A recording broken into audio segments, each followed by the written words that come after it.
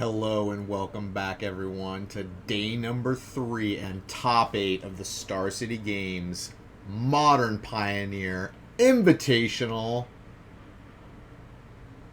Let's see who's going to win this bad thing. Let's see what Pioneer... And they're playing Pioneer in the top 8, by the way. So let's see who fucking comes out on top.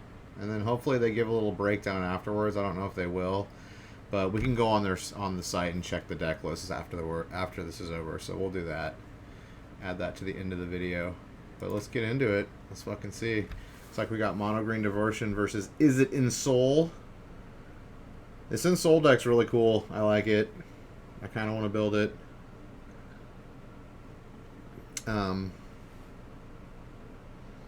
I did play Mono Green Devotion for a while in Standard. So I don't know if I really want to play that deck. And also it's like... stuff might get banned from it since green seems like the power color. I don't know. We'll see. I mean, green's already had like a bunch of stuff banned from it, so we'll see what happens.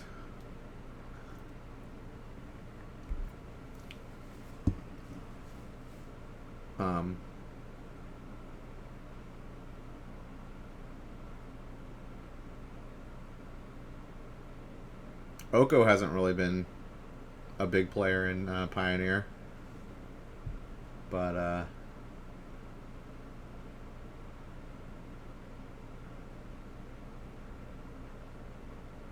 those mana dorks are seeing tons of play. Llanowar Elf and Elvish Mystic, baby. Get that ramp. Get shit out of turn sooner. And Smuggler's Copter. I think Smuggler's Copter and Llanowar Elf are the most played card in this tournament. It'd be interesting to see like what copies of the cards are most played. I would guess those two cards because they're in so many decks. Like the Copter's in the the black deck, the mono black deck. It's in the Soul deck. It's in the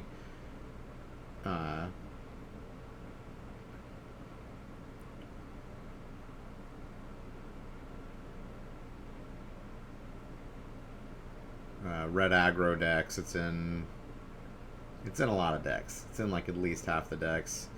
And then the 8 copies of the Mana Dorks are in like every green deck. Any deck that plays green plays like 8 of those. Essentially. Except for the Field of the Dead decks. The Field of the Dead decks don't play Mana Dorks, they just play ramp cards. That's like the only green decks that don't play the Mana Dorks. Alright, here we go. Oh, Once Upon a Time also, that card's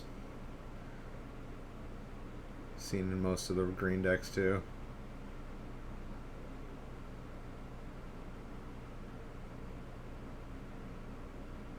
Alright, just gonna grab a forest. His hand's a little bit land light. And then we have Mr. Elvish Mystic.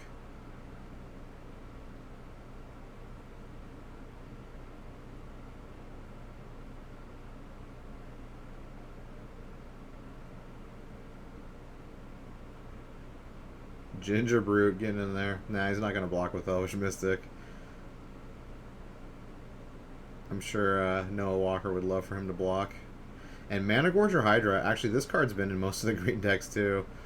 The green decks have been sharing a lot of the same cards.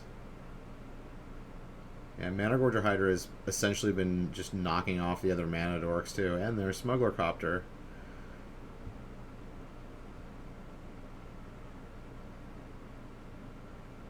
I've seen Mana Gorger Hydra most often played with just one counter, killing 1/1s, which he's very good at doing so. And I mean, he's 2 devotions, so like once he's out, he fuels Nick, so it doesn't really matter that he's just a 1/2 creature, because he serves that other purpose.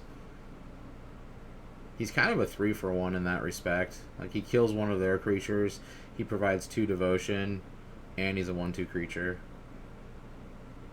It's pretty useful. I'm wondering if this green player is playing Polukranos.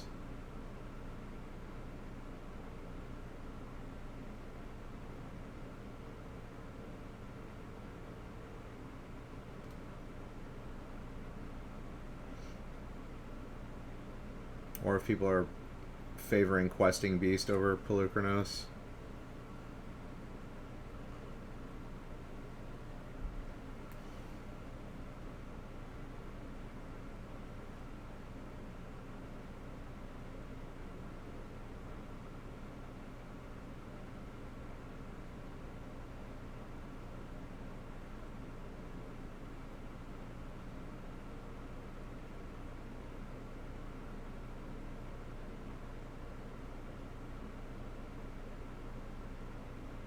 Oh, that's sweet. When you ensoul the copter, you still get the ability. That's cool.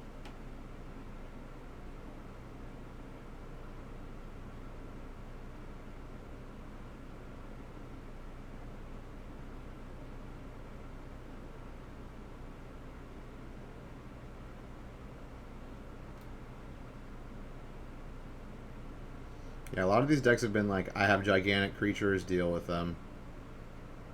Like the Green Devotion decks, the Hardened Scales deck, and kind of the Ensouls deck are all kind of like, we make big creatures quickly, deal with them.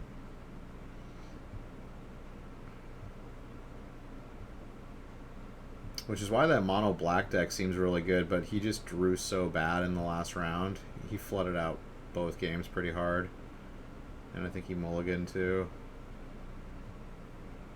But when he won hard because he was just like removal, removal, removal. If you don't have creatures, you can't win.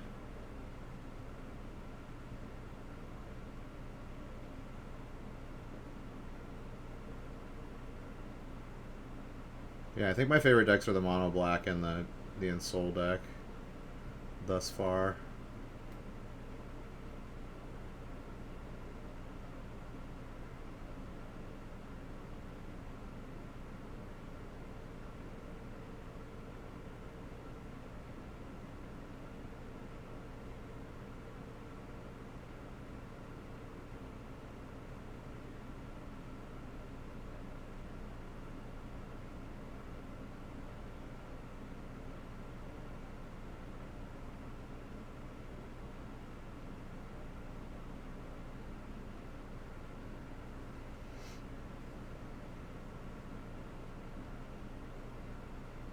I'm just going to play Mountain, pass it back.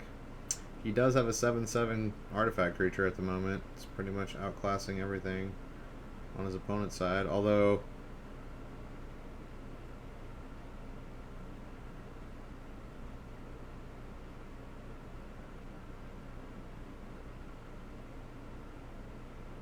I'm surprised he didn't team block the copter. Oh, because it's got flying, that's why. That's ridiculous. Oh my god, that's so good. And so, I never realized how good it is to ensoul a Smuggler's Copter. Holy crap. It's got a 7/7 flyer with the loot ability on it.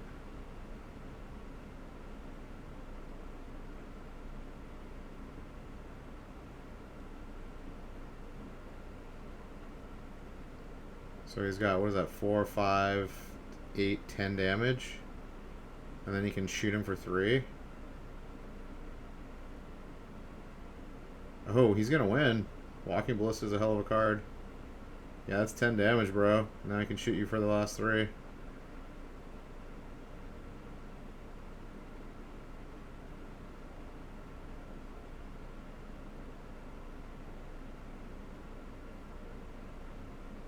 Yeah, you got a shrapnel. Okay, he's got the shrapnel blast. And he sacrifices the Darksteel Citadel. Nice. Wow. Dude, this Ensoul deck is sweet. Yeah, he got it. Dude, Shrapnel Blast for the win. So good.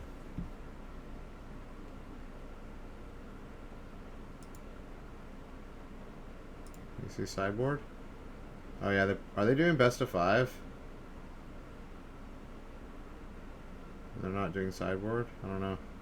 We'll see. Game 2.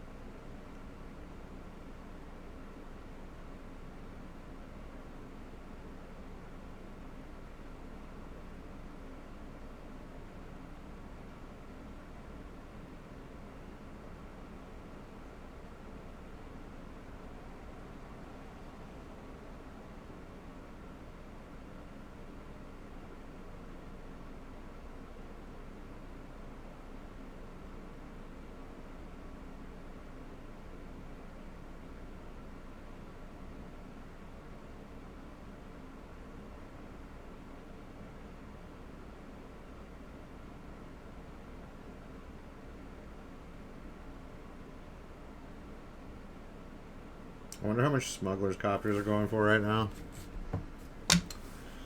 I'm sure all the cards spiked already after this tournament concluded, and it's the day after.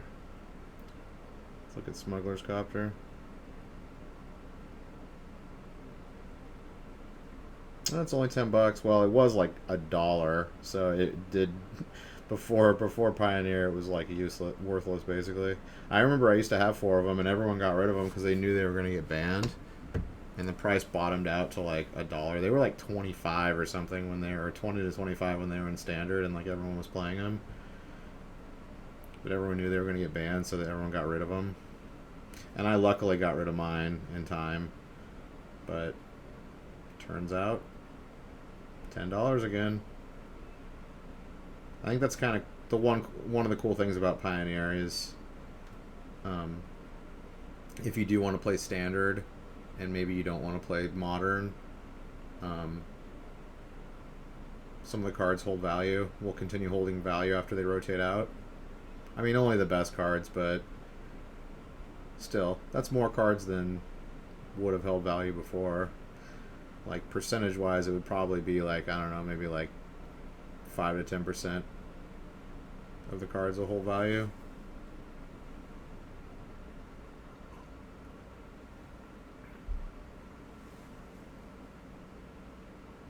Peed his pants at a pre-release when he was 12 because he wasn't aware he could leave the match to use the bathroom. What?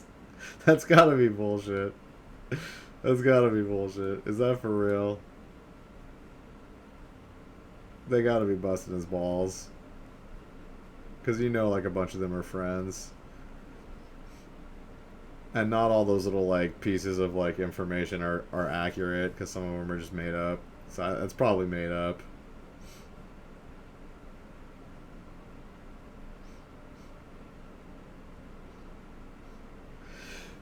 Excuse me.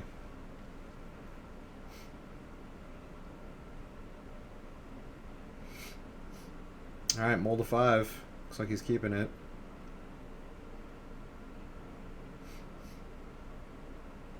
Luckily for him, I think this Ensol deck mulligans pretty well, because all you need is really, like, you know, an artifact, an Ensol, or an Ensol enabler, which there's 8 of, and like a couple lands.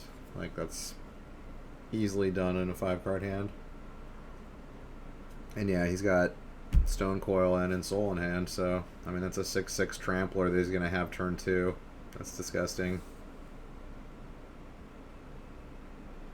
Oh, this is a pretty disgusting too. I think he needs to fire off his Ballista right now. Or I guess he can do it in response to the Ensol, right? Yeah, that works. Yeah, Walking Ballista is a very good Magic card in all formats. But he's going to make a Copter, which cannot be shot. Yeah, that's just got to be the best ever. 7/7 flyer on turn 3 with the loot ability. That's just super good. Yeah, and all these decks aren't playing removal, so like the Ensol deck I think really suffers against like mono black. Like mono black probably has very little problem dealing with this Ensol deck because they just kill everything they put out. But all these like ramp decks and green decks and stuff that don't have removal, they can't deal with these huge creatures that come out this quickly.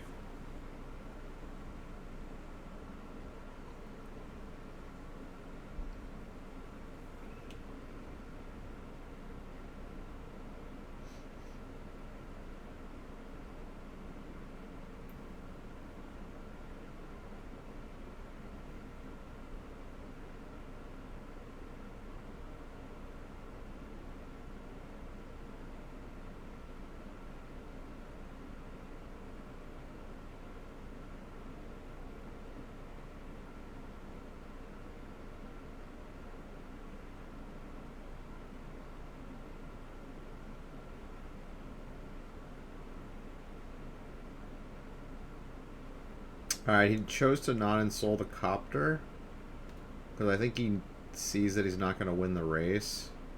He's already at 12 life.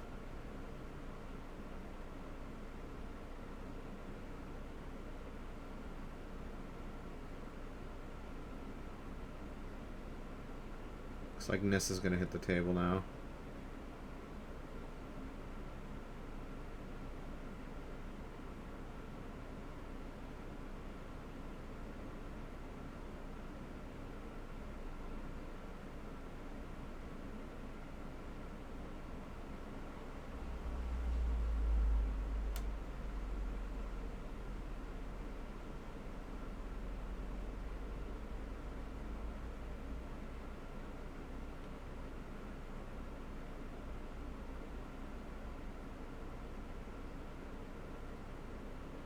Alright, he blocks with the copter.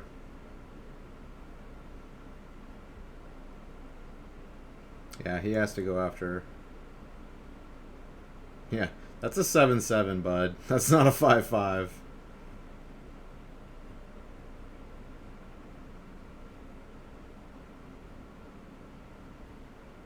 Yeah, this deck is sweet. At least in the meta right now, it's sweet. I think against heavy removal, it's not as good. Like, not nearly as good.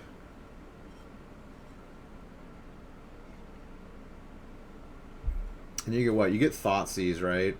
But you don't get Inquisition. Yeah, I think black is like the counter to this deck.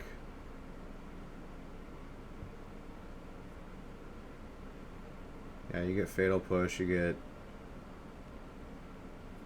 Murderous Rider.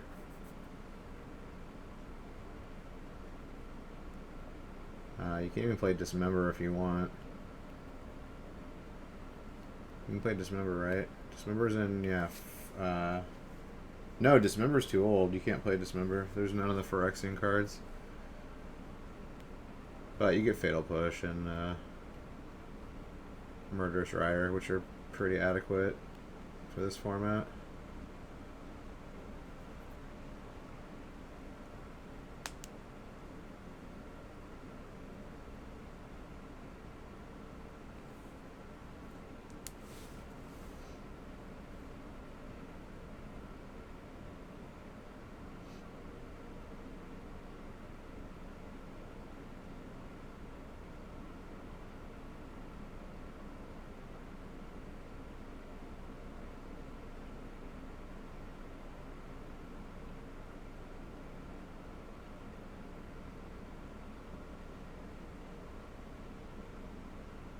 Yeah, I think you play Scoos and then swing him for 4. I think that's the play.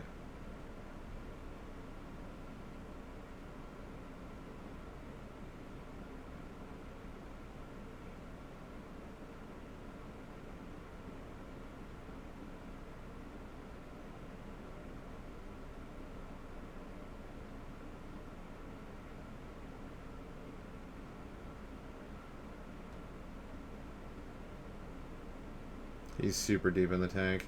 I mean, this is a tough call at this point in the game. If he just wants to straight up race him, he wants that 2 extra points of damage maybe, but I think he's going to need more than just what he's got on the board right now. Yeah, I think that's the right play. Scoos gives you some wiggle room. You can gain some life off of it, make a bigger creature.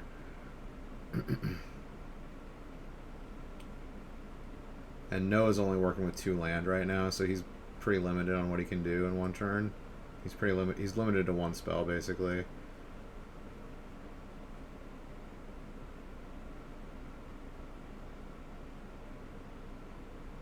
Okay, you can play Ghostblade and attach it now. That's probably what he's gonna do. But still, that's only a 2-turn clock at the or a 3-turn clock at the most, because it's 9 damage, not 10. Yeah, he's just gonna go on blocks now. Yeah, he can't race this. It's too low.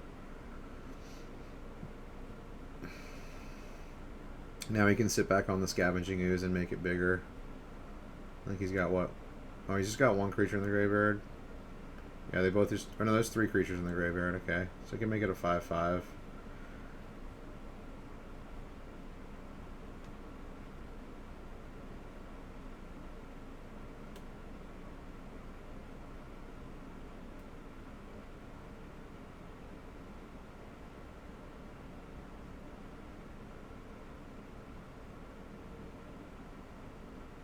I don't know if I would attack with the Scoos here.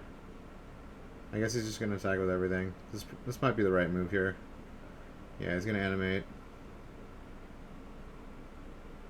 Take 5. If he has another creature in his hand, it'll be... This is a good move. Yeah, he's probably got something to play here. Oh yeah, he's got Ballista. Ballista's great.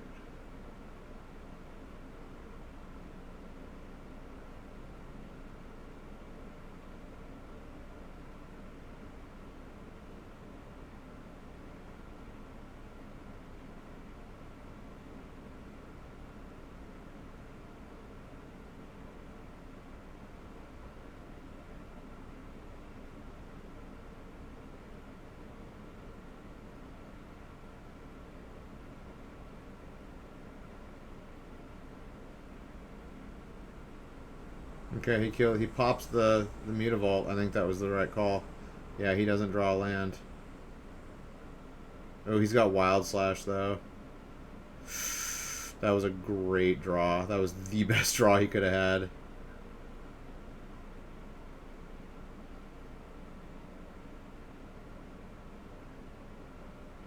That's better than a land draw.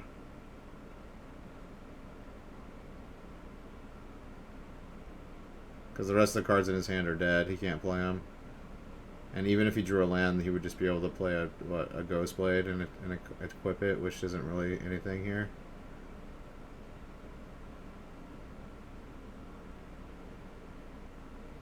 Yeah, that was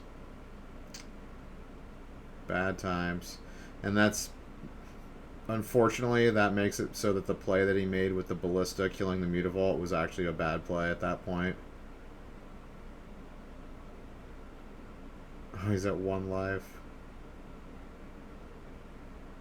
Okay, Mana Gorger on 6. Okay. Oh, he drew the land. Wow, the top decks, man. Noah's got the top decks this game.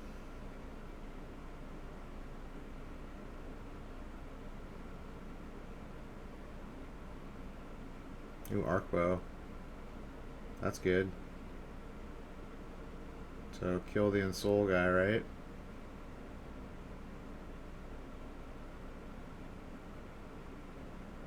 Yeah, kill the Ghostblade guy, yeah.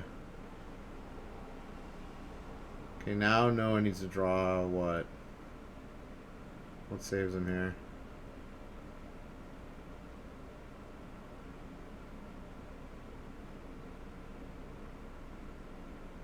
I think he has to just play Stone Coil on 2.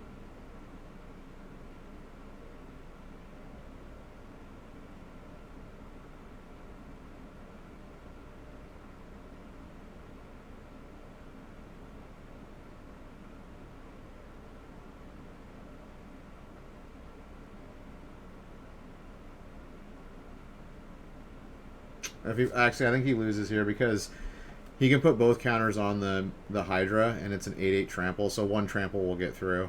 So yeah, he's going to take 2 points of damage next turn no matter what. Yeah, I think that's GG.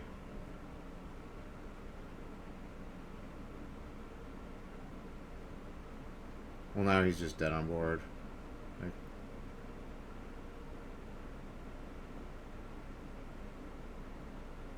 he was trying to get him to block, I guess.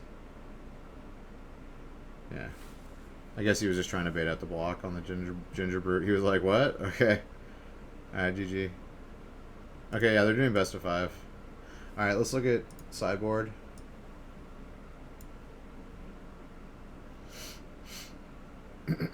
Alright, what do we got? Shaper's Sanctuary, Nile's Disciple, both seem irrelevant.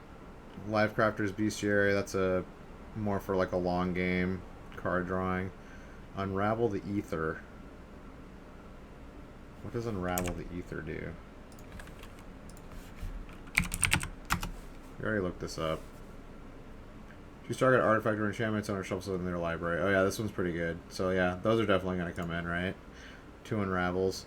Well, he's got an Ulamog the Ceaseless Hunger in there. Nice. And a Whisperwood and a Questing Beast.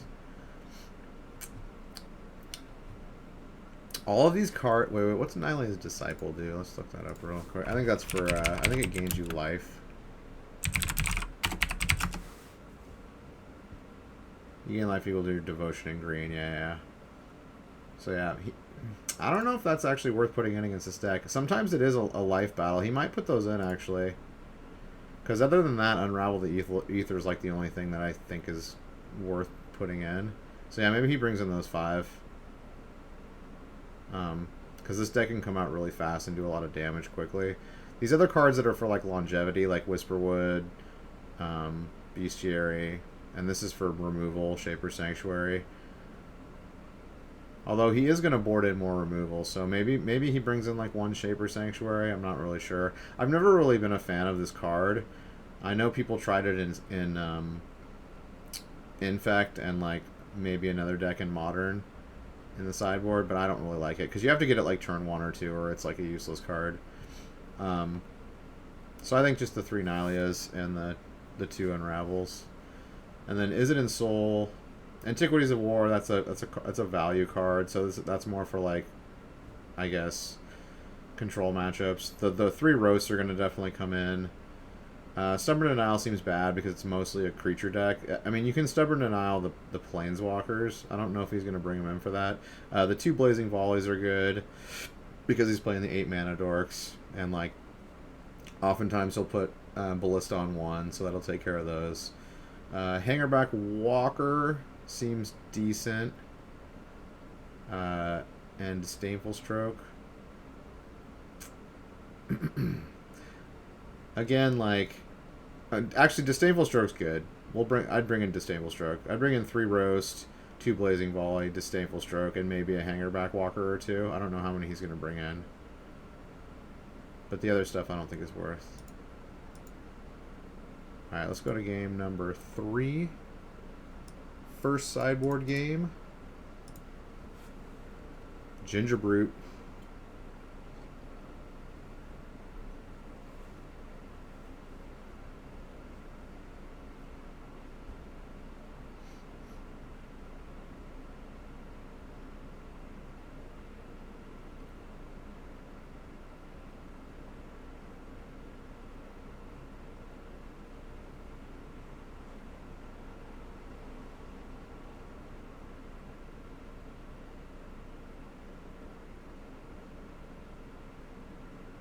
Alright, Blazing Volley. That's what it's in there for.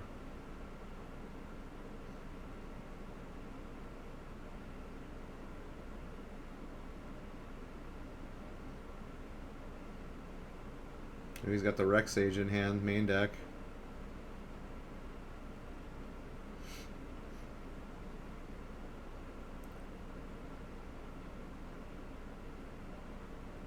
Rek'Sai is just a good, solid utility card. You can main deck it easily in pretty much any format.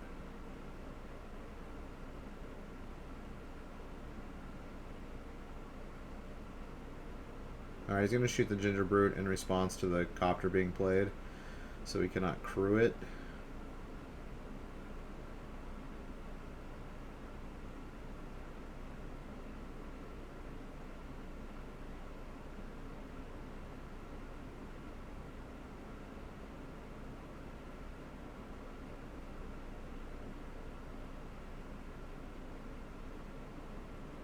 Alright, that's the creature that ensouls, so that's basically an ensoul. And he's got the 5/5 Thopter of Death. Or Copter. Skilled Animator. It's a pretty sick picture. I dig it.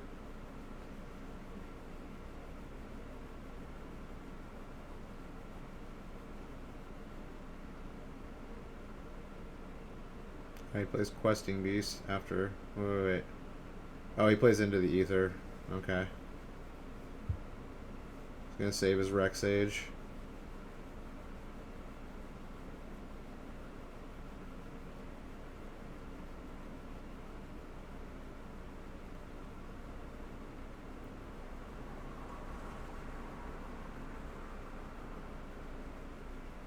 So maybe he did board in his Questing Beast. It does have Death Touch, so that might be the reason he brought it in.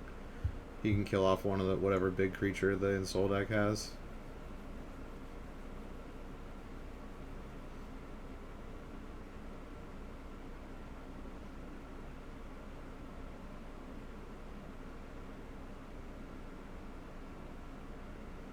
He'd really like a Darksteel Citadel right now. He could Ensoul that. 5/5 indestructible. Yes, please.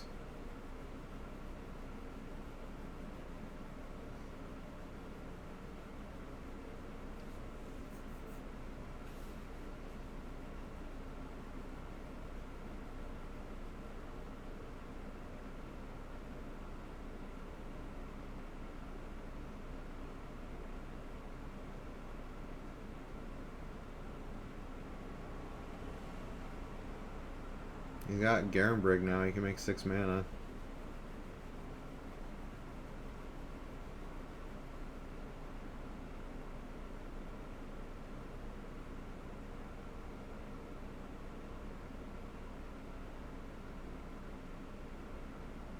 Alright, he's gonna Metallic Rebuke it.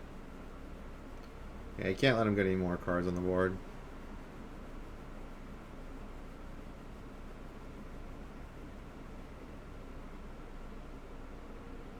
Yeah, he's got a land and Ensoul in hand. There's nothing he can do. Like when this when this deck runs out of artifacts, it's like can't do anything. It's got a lot of dead cards at that point.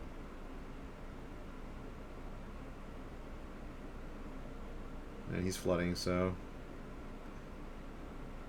it's like the Questing Beast is just gonna get it done. Oh, there's Nali's Disciple. Okay, he brought it in.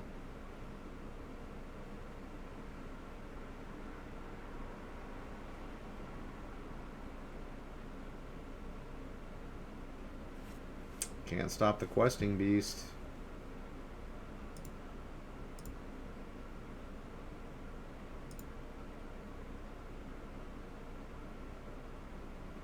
Alright, game number 4, let's go.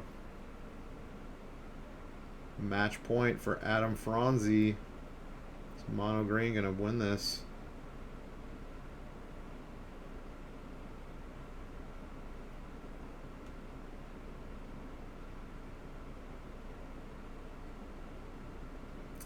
Graveshell Scarab.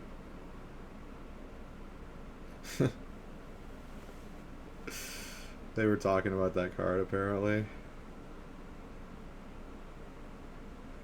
It's pretty terrible.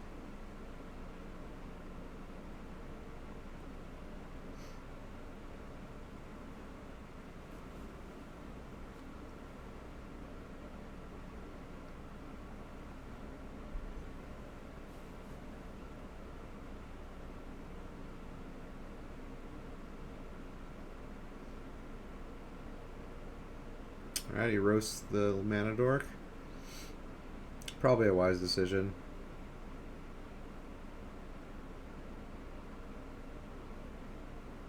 Yeah, that Walking Ballista has been doing wonders because he can kill whatever he ensouls in response at instant speed, so it's just like an insurance policy out there.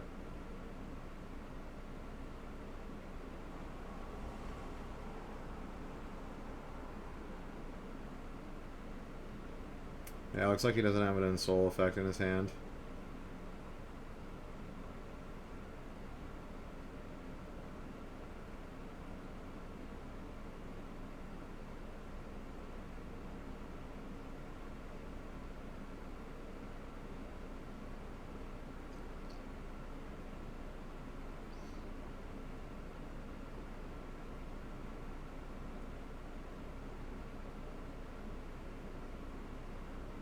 Do you have a rules question here? I think he's reading Hope of Kiriper.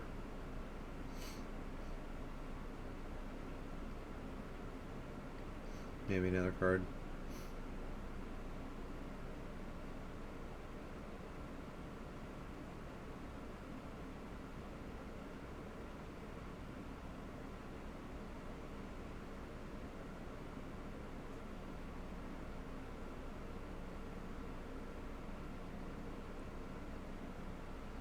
Probably going to pop the Hope of Kiriper here.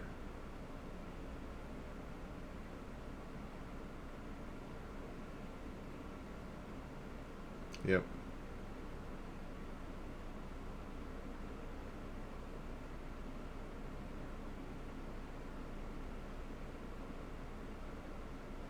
It's like you can just play another Ballista.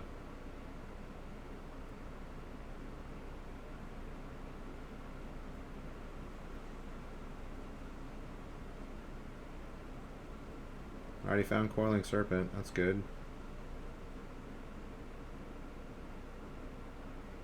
Has he got another copter and a land in hand?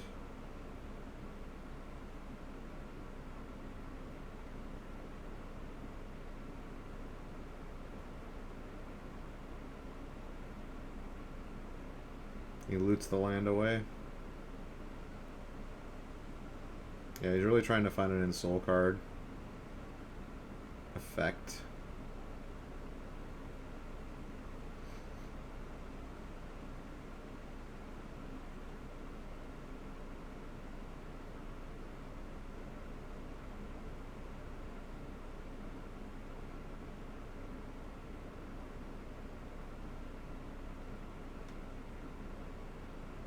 Franzi stuck on 2 lands.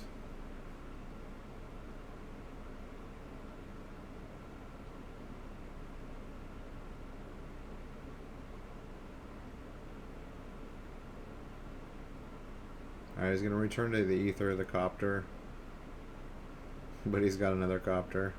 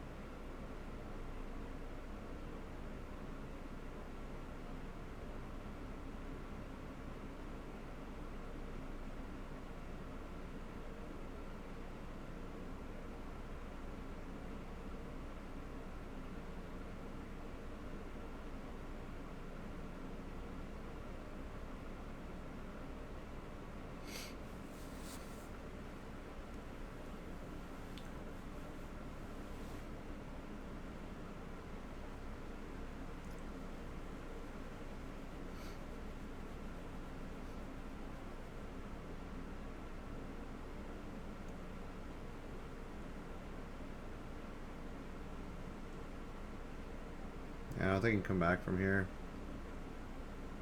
Missed too many land drops. Not looking good.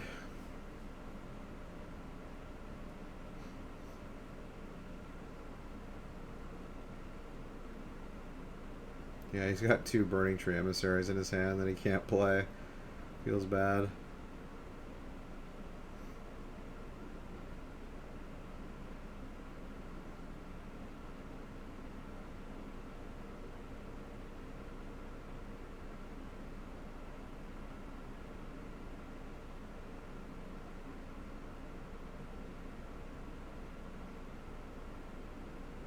I found the animator.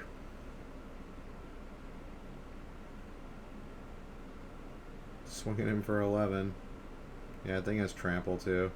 Yeah, I think that's GG.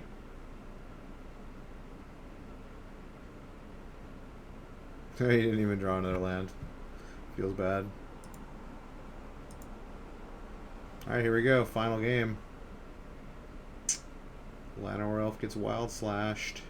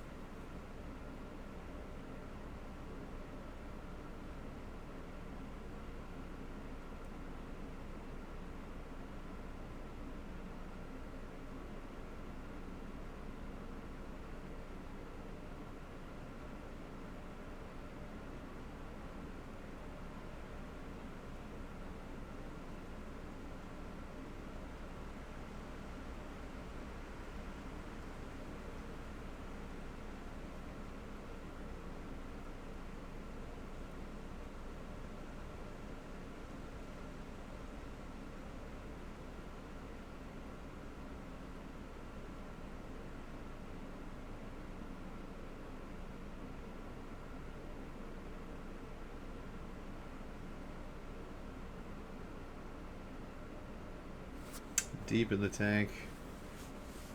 It's a pretty even board state right now, I'd say. Okay, he's got the Arcbow Ranger.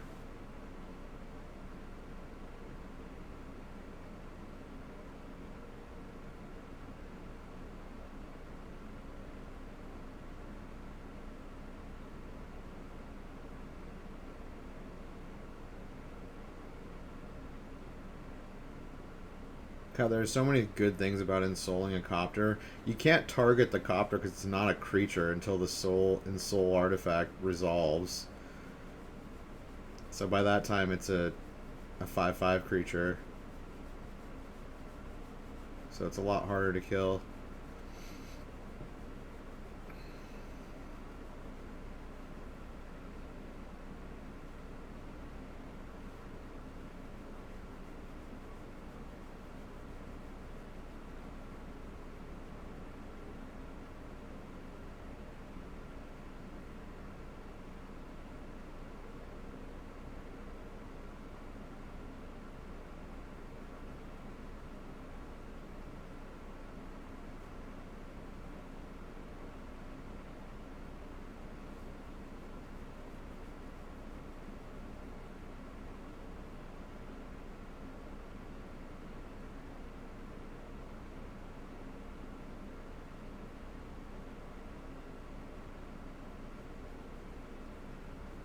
I mean, he has to animate the copter here and kill the Arcbow.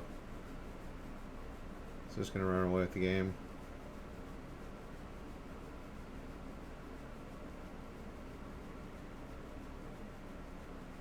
And his devotion is huge now. He has 7 devotion. Yeah, he 100% has to kill that Arcbow.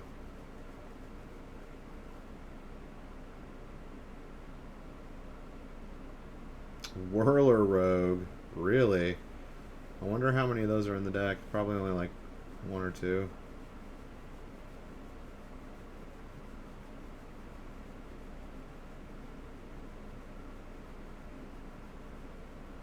Okay, I guess it was a Whirler Rogue and not the Animator.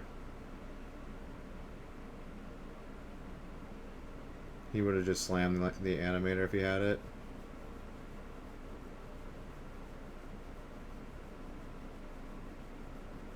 Oh yeah, Burning Tree can't block the Serpent. It's protection from multicolored. Get wrecked, Burning Tree Emissary.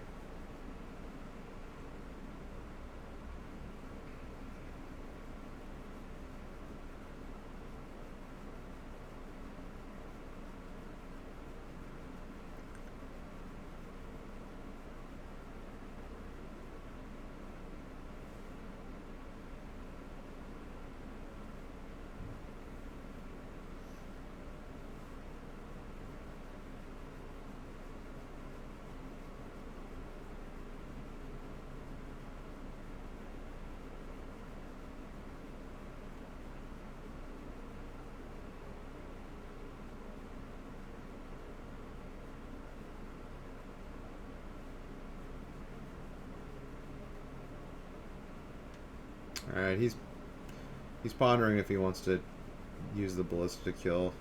I think you do, right? Yeah.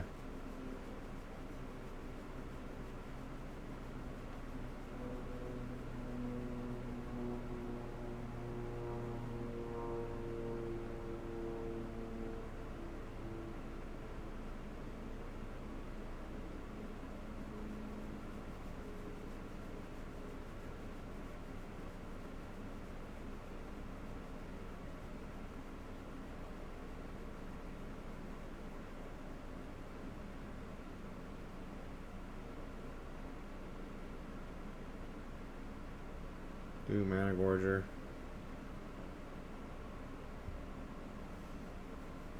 Seems good. Yeah, he's just got tons of mana right now. With that devotion. Yeah, it's going to be hard to stop green at this point. He's at 20 life.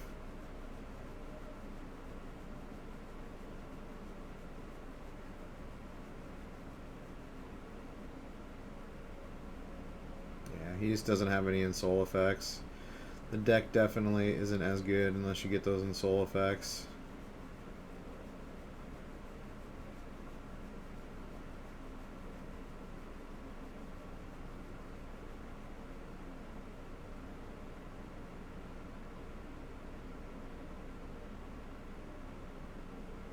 Yeah, he doesn't even have a way to kill Vivian.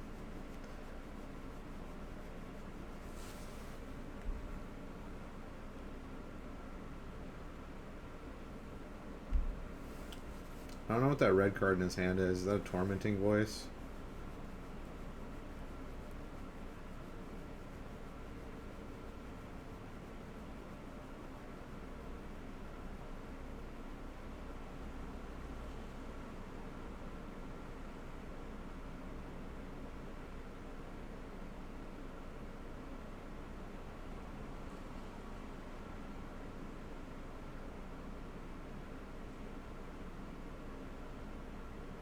And he draws the Rex Sage. That's GG.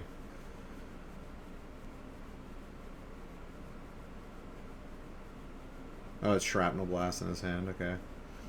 Yeah.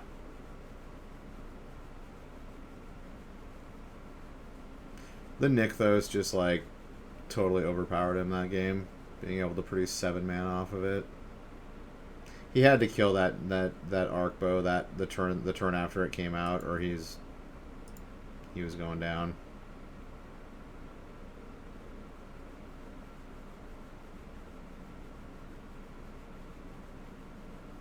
Alright, we got Mono Green. Well, Mono Green Devotion's doing well. Mono Green Devotion is a strong deck.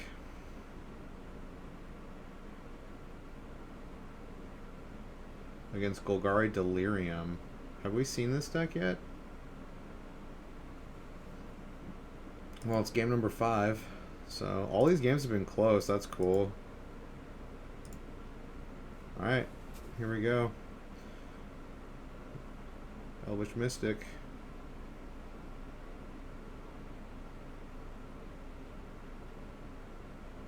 Shaper Sanctuary. Okay, this deck must have a bunch of removal in it.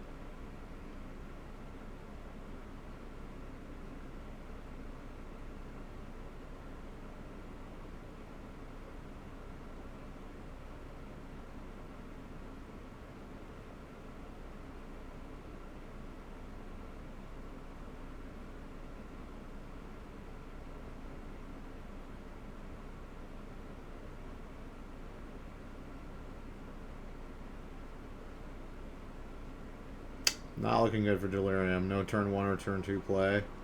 He's already got Nykthos out, and how much Devotion? 5. Yeah, this green deck is gross. If you let it build up at all, it's just gonna fucking crush you. I mean, I played the version that was standard legal, and it was pretty damn strong. But, yeah, he's just shaking his head. There's just, I mean, like, what do you do at this point? You have to have, like, a board wipe. And anything he removes on his side, he gets to draw a card for because of Shaper Sanctuary, so...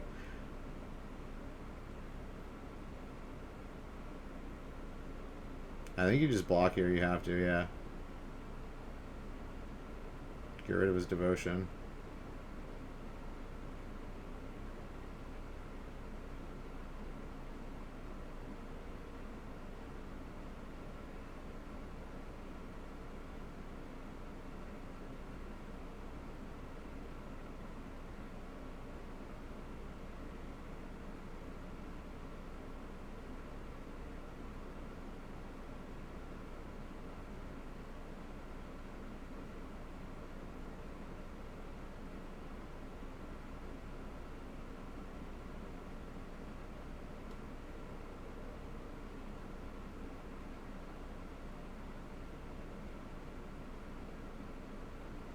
Alright, well, luckily for him, he's got nothing to use all that mana for, which is the one problem with the Devotion deck, is if you got all the, like, mana, but you don't have a payoff card.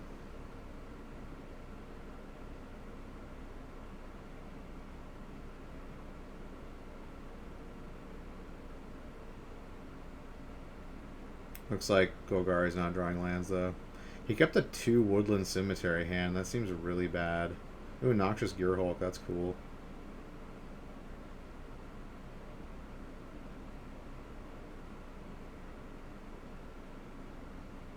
Wow, he's drawing all mana dorks.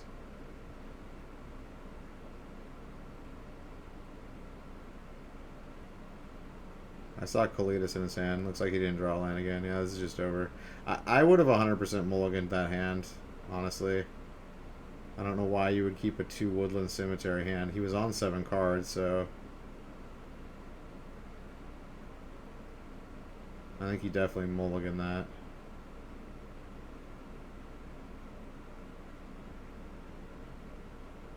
It's because he was on the draw. He was hoping like he would just draw a land and his hand would just become really good, but it's risky, and the risk did not pay off. Is he just gonna win with 4 Llanowar Elves? Or 2 Llanowar Elves, 2 Elvish Mystics? Okay, he's got something to play now.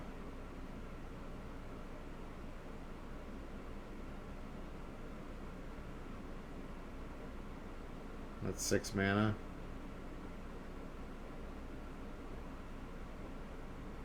Plus, so he's got 8 mana. Ballista on 4. Or on 5. Yeah, it's over. There's like nothing he can do now. I can't see him coming back from this.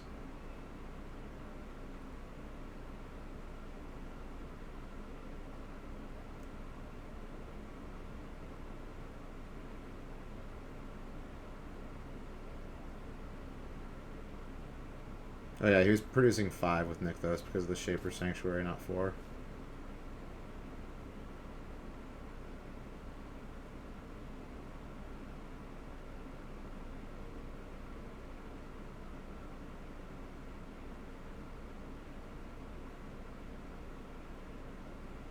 Doomblade, nice.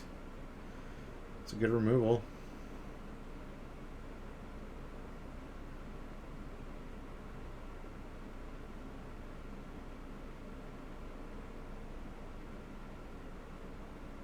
Yeah, he didn't draw a single land this entire game.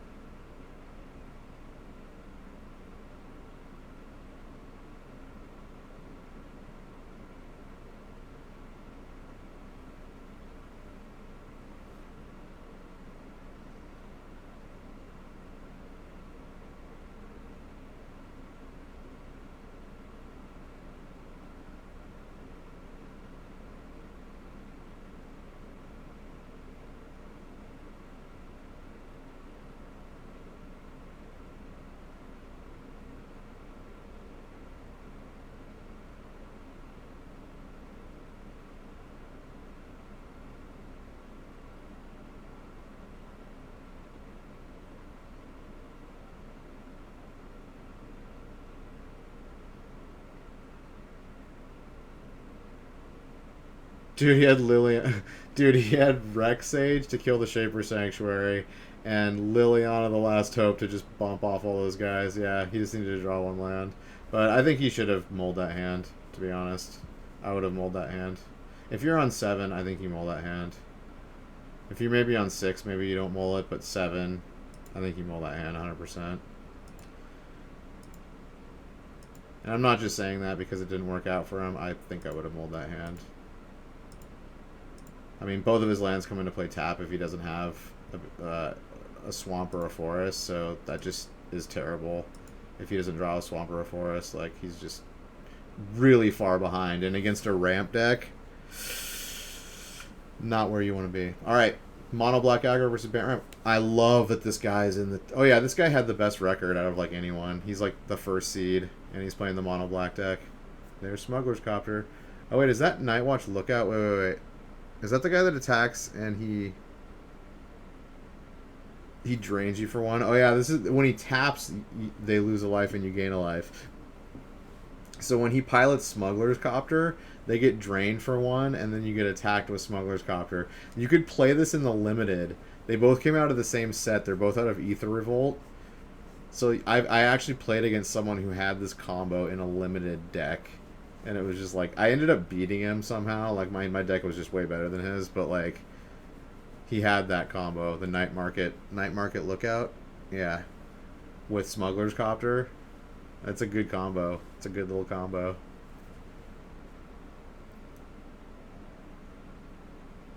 But he's playing against Bant Ramp, so this might be his worst matchup, actually, because he's got a bunch of removal, and the Bant Ramp deck doesn't have creatures except for, like, zombies. And a lot of zombies. So this deck might be very, very difficult for him to beat. This might be his worst matchup. Although he probably, I hope he has like Legions in his sideboard and stuff that he can like. I mean, he's got Thought Seizes, but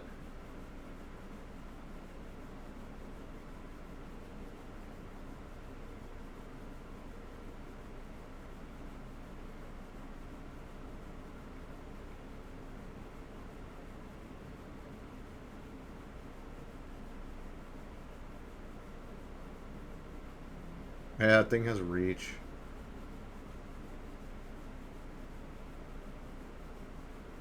That thing's so good.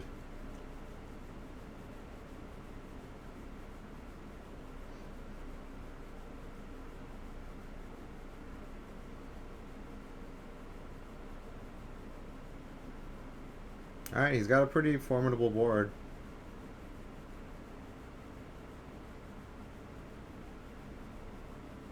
Not a bad start for black.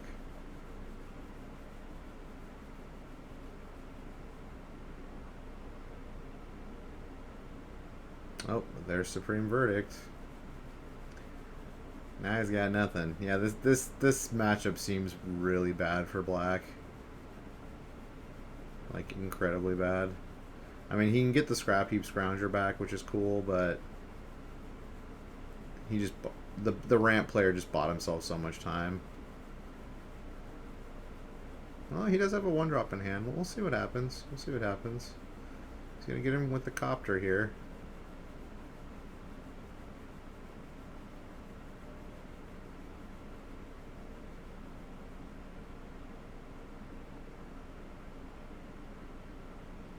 And he's going to loot away the Scrap Heap Scrounger, maybe. Yep. It's a cool combo you can do with the Copter. And this is what people did with the standard deck. There's a lot of similarities with the standard deck. But the standard deck was, what, Rakdos vehicles? Or Mardu vehicles? And it only had Copter for like a couple months before it got banned.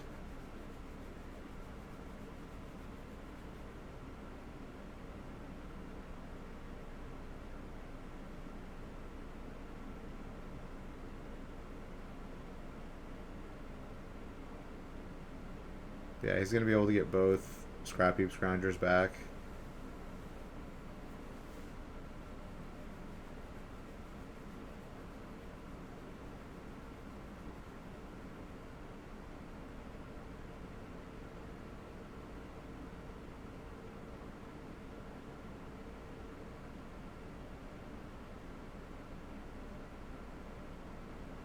Alright, Hour of Promise.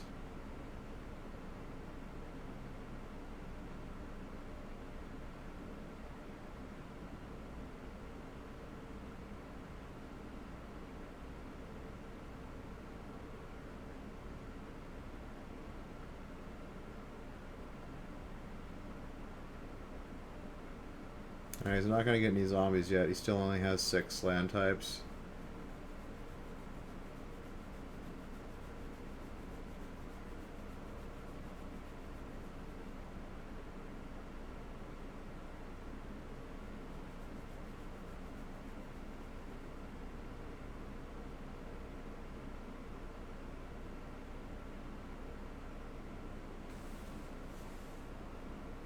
Alright, now his Knight of the Ebon Order is going to start growing too. It's pretty good. Probably just going to swing in with Mutavault here. Get the other Scrap Heap Scrounger back on his end step. Or on his opponent's end step.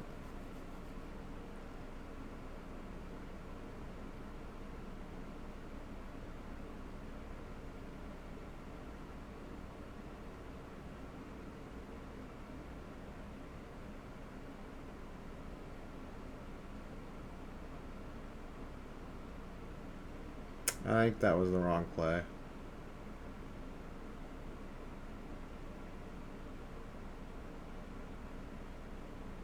Okay, he wants to make his orders bigger.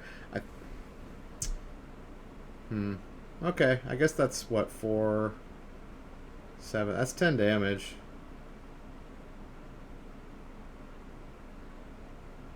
I mean, he had him dead in 2 turns either way. I kind of like holding on to the creature in my hand, though, in case he has another board wipe. He's kind of putting it all out there now. And if he runs it into like a Settle the Wreckage or something like that, then it was a much worse play.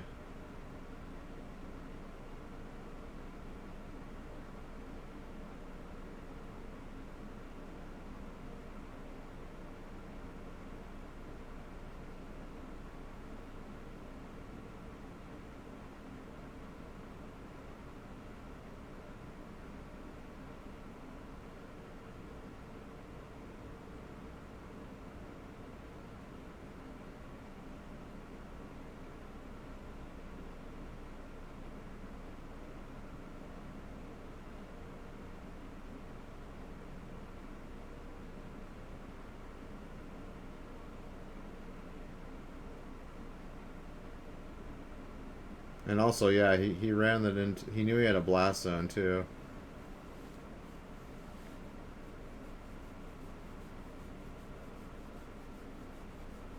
Yeah, I think that was the wrong play for black. I think he should have done it. I think he should have animated the Mutavault and then got back the scrap heap on the end step. Because I believe it comes into play tapped when it comes back. So now he can't bring it back and pilot the copter. So he can't kill him now this turn. If he had done it the other way, he could kill him this turn, I believe. And he also would have had a knight, another knight on the board. Although he probably would have played his turn differently. I don't know what else is in his hand. He could have played Elvish Rejuvenator.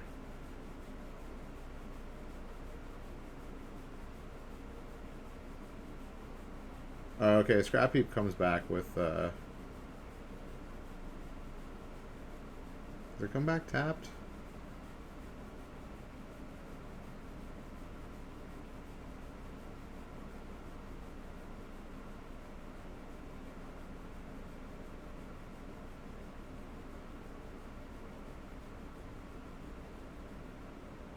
Is that a Zorius charm?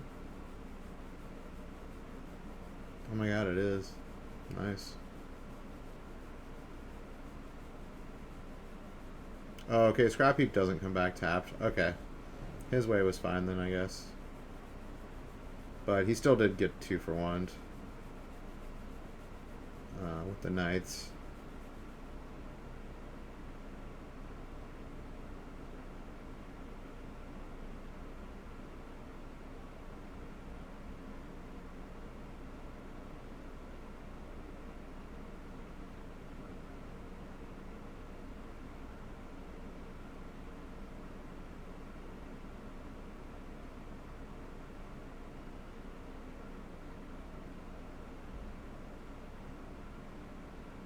Oh, he's got another hour promise. He's going to get 4 zombies out of this.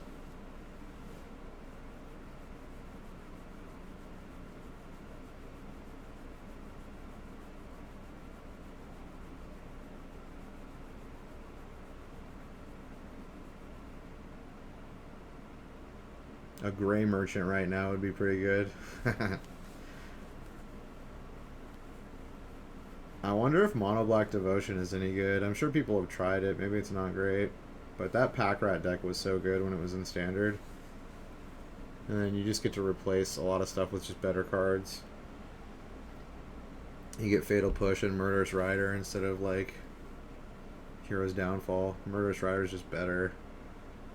And then you get Fatal Push instead of what was the other removal on that? I mean, it played 4 Heroes Downfalls. Or did it play Dismember? Or not Dismember, it played Disfigure, I think. Which Fatal Push is obviously a million times better than Disfigure. And then Gray Merchant seems good still. Pack Rat seems good still. And you get Castle Lochthwain. And you can splash green for Assassin's Trophy and Abrupt Decay. Oh yeah, that's what it had. It had Abrupt Decay. That was its other removal. Never mind.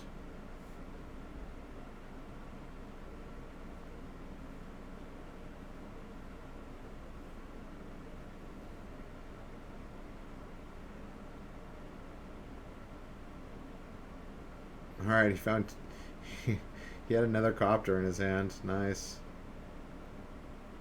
So he slammed both copters. Can he beat the copter? That's the question.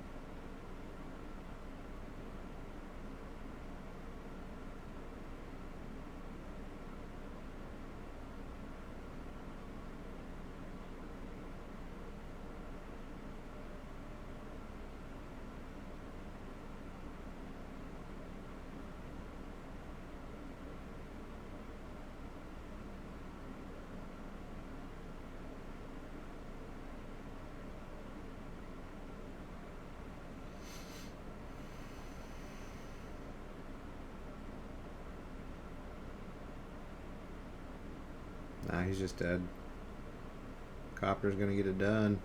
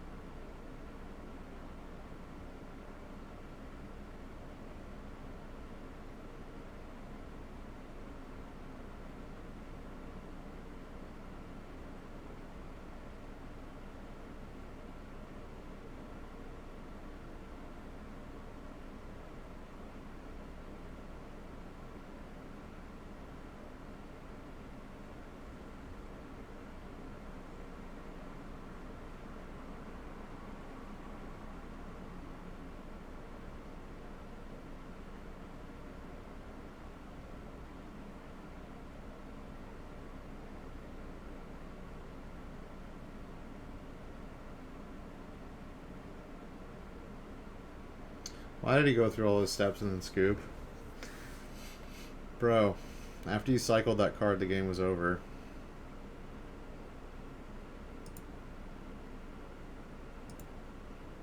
Alright, game 2. He just wanted to, like, play out all of his cards and then, like, scoop. It's bizarre.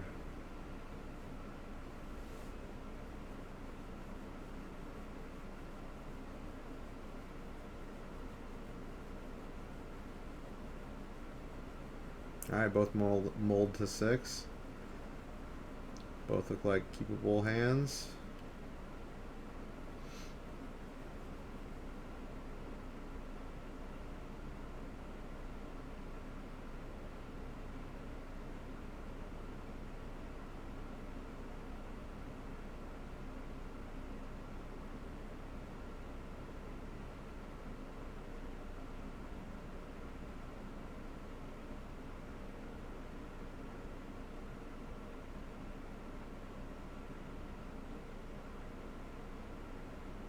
Alright, he's got the Arboreal Grazer. Nice draw.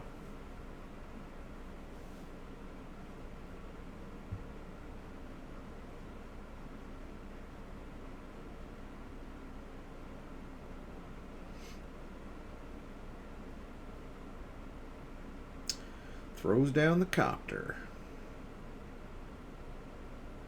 Good old copter.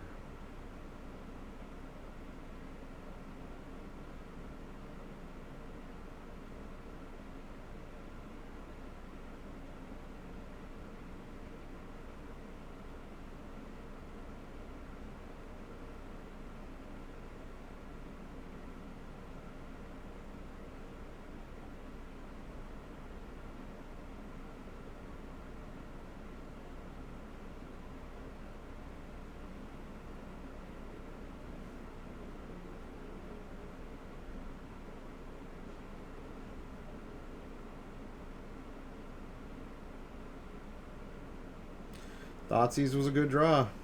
Very good draw. Can take either Supreme Verdict or Hour of Promise. I think there's merit to both of them. I think you take Hour of Promise, actually.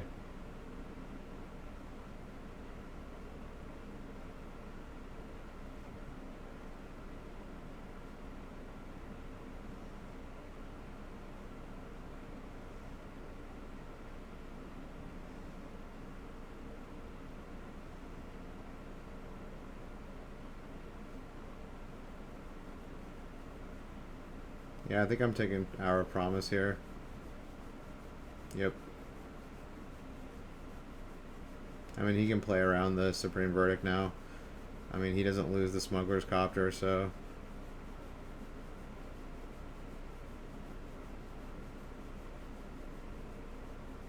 Maybe you play the Scrap Heap here, yeah. Because he can just get it back. That's totally fine.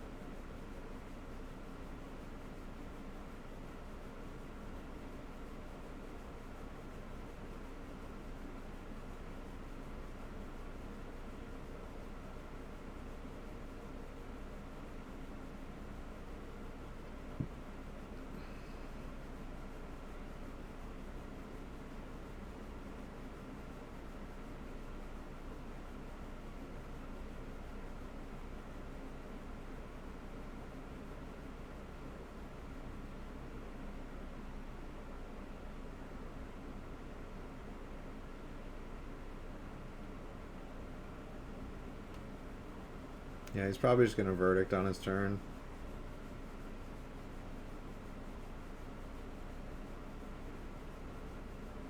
Oh yeah, he can just bust Blast on, I guess.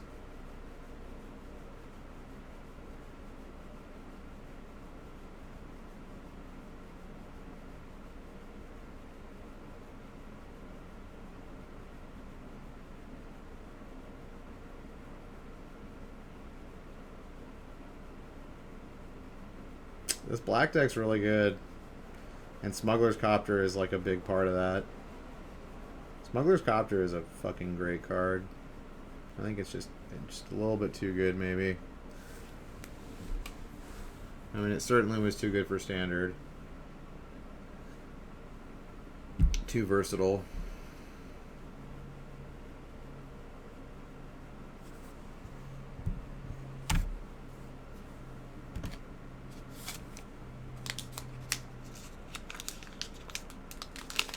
Alright, fires off Rejuvenator.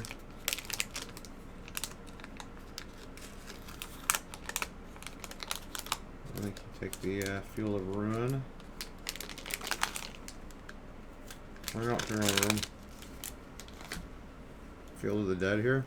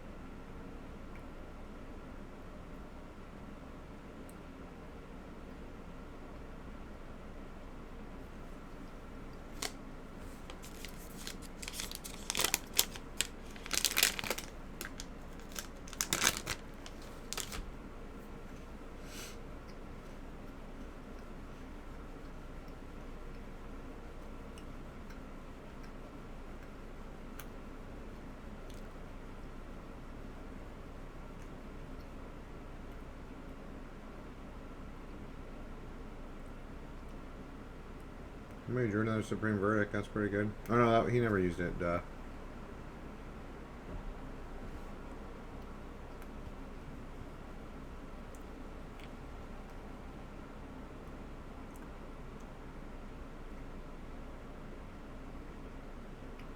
Is that another Rejuvenator in his hand?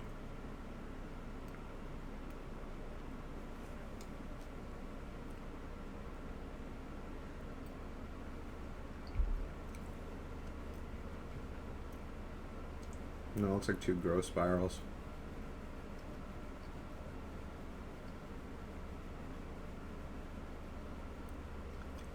He's going to pass it back. He's probably going to draw some cards off Castle Lochflane. Or maybe just bring back the Scrap Heap on the end step.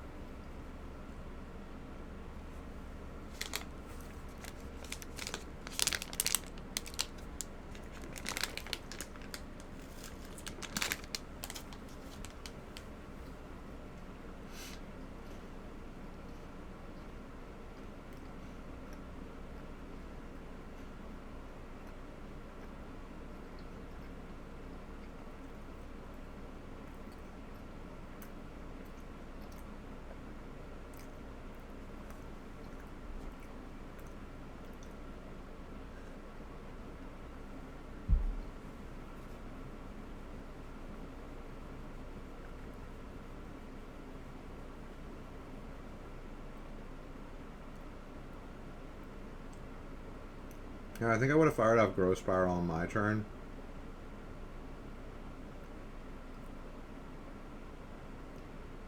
Because if you draw a land, you could have...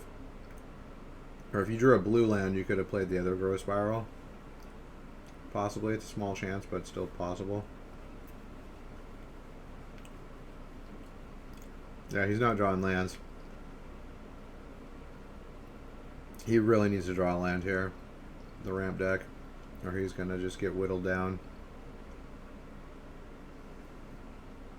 Alright, he's forcing the board wipe now. Oh, he didn't draw land. So bad. Yeah, he has to Supreme Verdict here.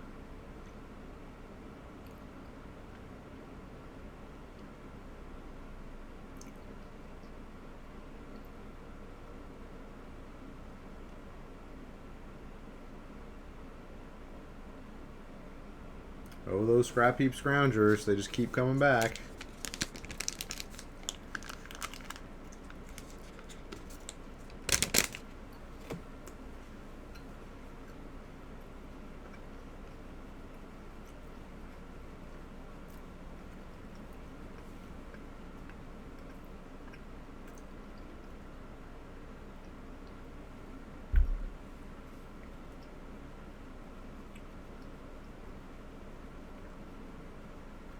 I think you just take the Hour of Promise again, right? Nah.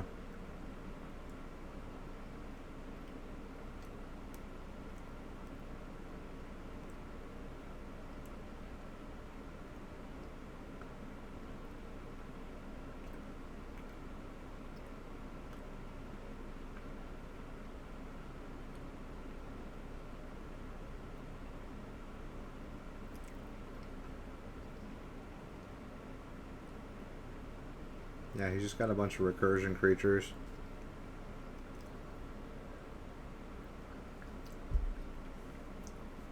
Yeah, he didn't draw another land. Ouch.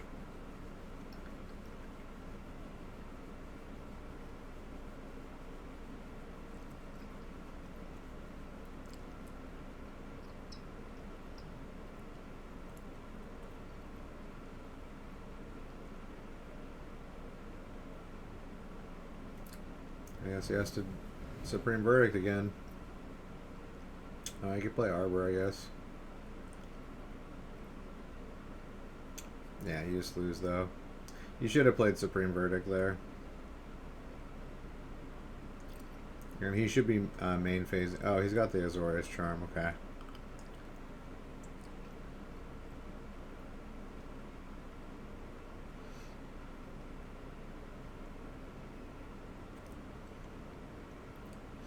Yeah, it's GG there.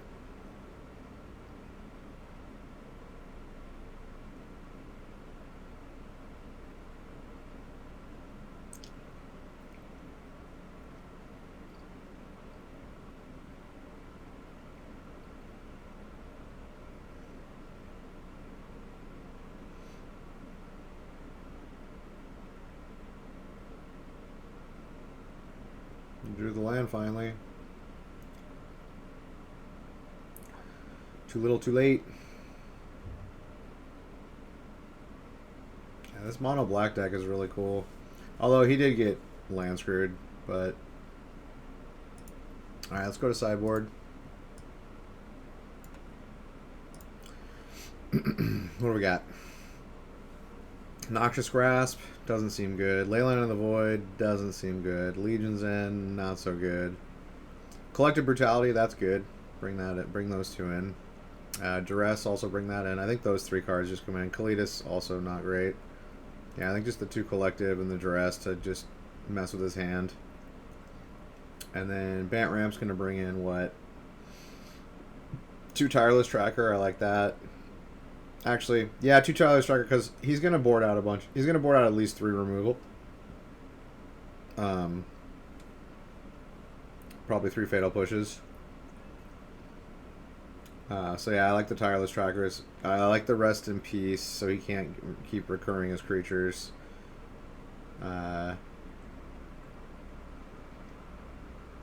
Glass Casket. That only hits creatures, right? I guess glass casket's good. He can bring those in. Um,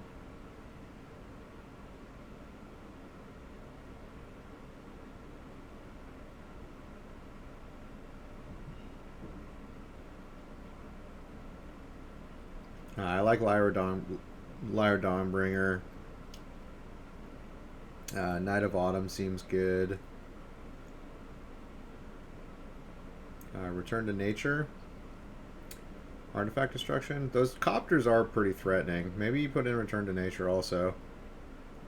Yeah, Tireless, Rest in Peace, Glass Casket, Night of Autumn, Lyra, and Return to Nature. Actually, maybe even Walking Ballista, since you're going to be playing Rest in Peace. I don't know. Rocking Ballista seems good because a lot of his guys have 1 toughness. Maybe bring in Walking Ballista too, with the hopes that you get a Rest in Peace so his stuff just gets exiled.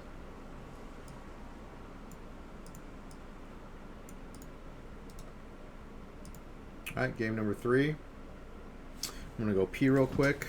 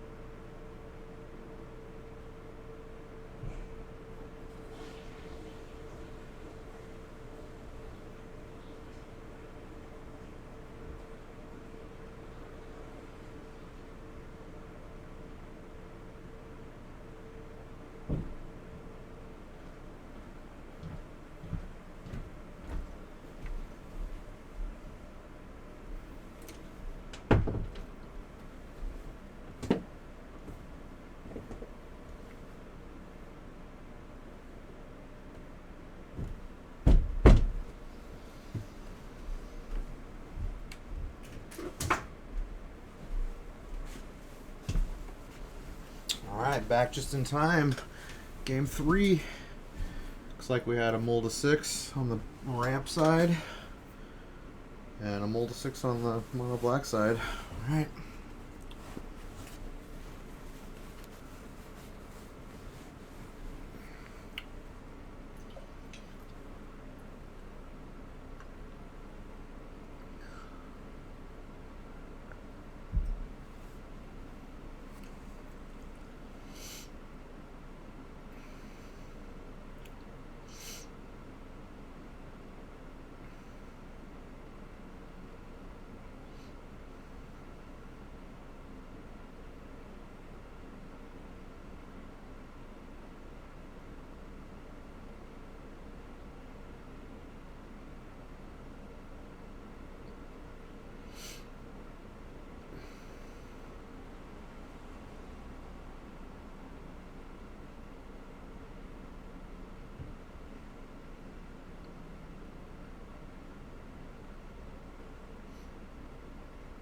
Copter, why not?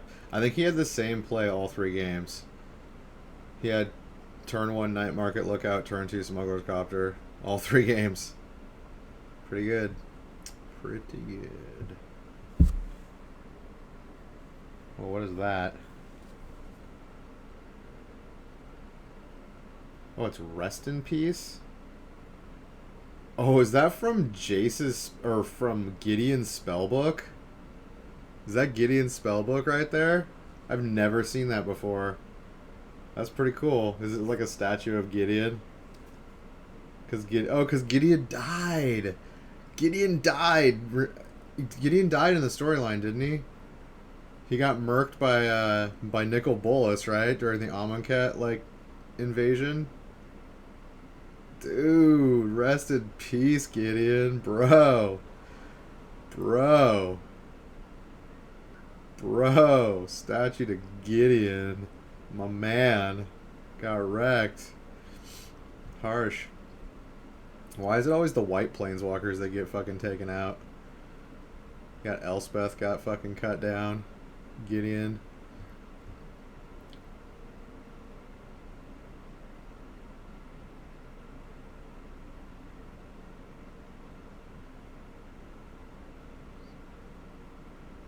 Alright, he got the rest in peace. Now he just needs the, like, board wipe.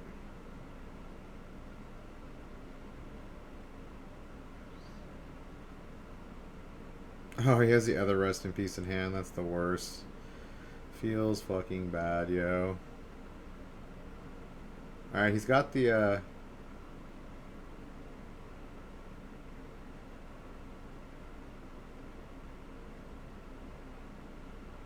yeah, maybe you only board in... I don't know, maybe you only board in one rest in peace and not both. I used to only board in one rest in peace versus, like,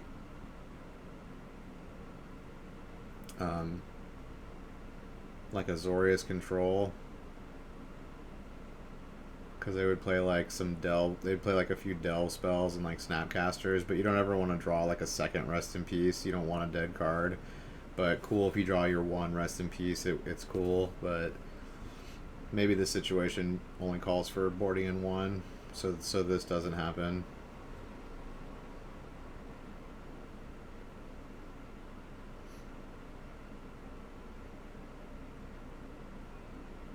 Yeah, if he doesn't draw a land here that comes into play untapped, I think it's over.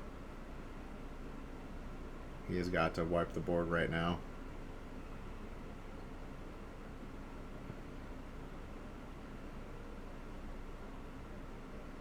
Did not draw it. It's probably GG.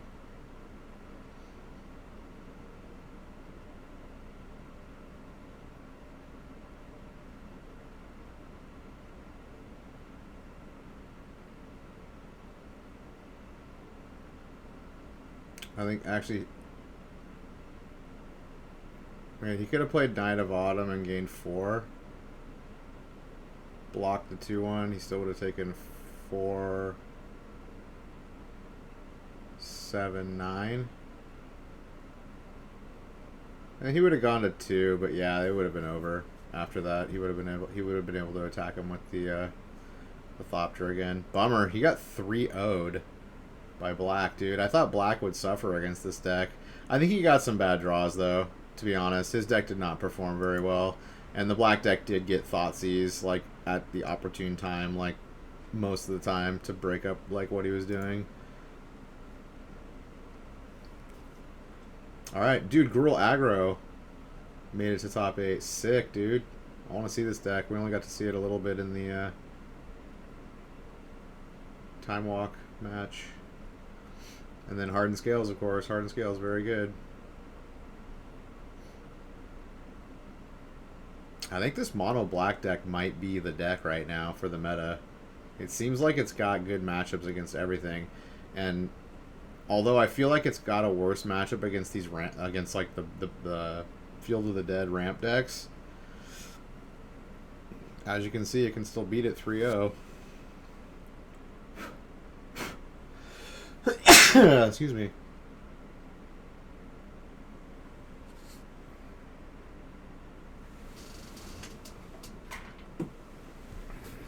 Shit on my glasses. I gotta get LASIK already, man. It's only like $1,000, which is still expensive, but it's not like 5K like what it used to be.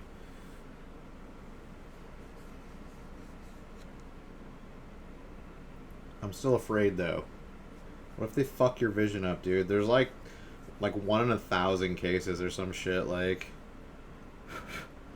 something goes wrong and your vision is irreparably damaged in one way or another. And even though that's what, 0.1%.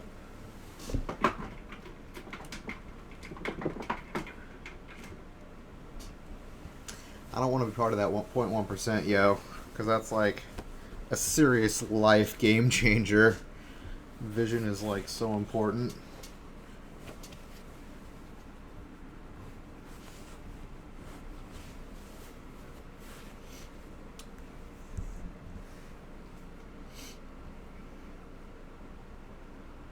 Alright, we got some mulligans.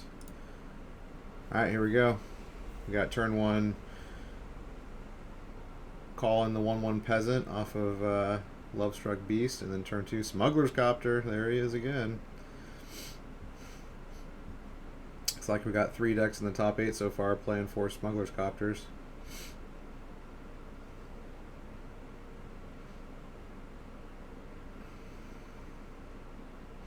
And I don't know if that the Golgari deck might have played them too. I don't know, because we just got to see Game 5 and he really didn't play anything. He had a lot of removal in his deck. But it looks like the 2 heavy removal decks that we've seen, Golgari and Mono Black, are doing pretty good in this format.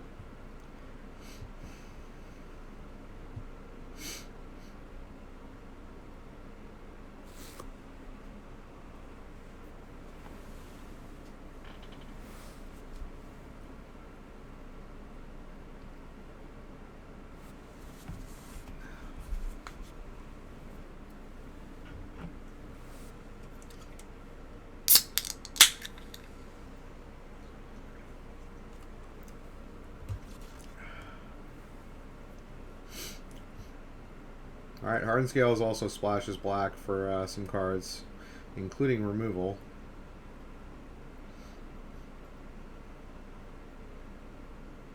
Alright, he's going to pop the 1/1. Can no longer attack with the Lovestruck Beast. Ooh, Ether Sphere Harvester. Nice. Haven't seen that in a while. Nice little 3/5 flyer. Give it lifelink for an energy. Ooh, Rabble Master. I like it.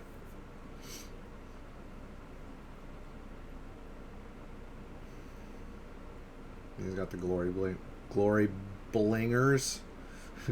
Blingers. They bling, baby. They bling. Yeah, he had to just pop that token so that the Lovestruck Beast couldn't attack.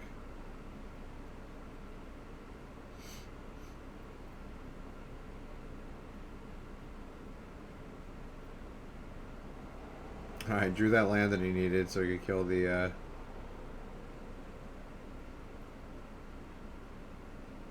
Oh, he draws the 1/1. Gross.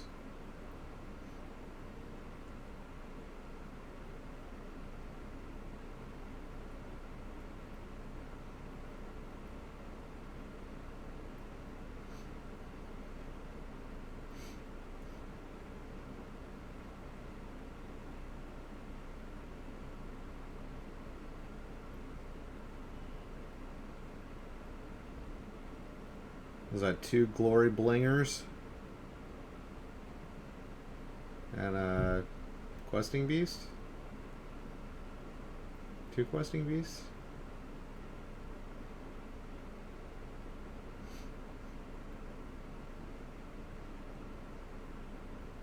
Oh, a Braid, okay.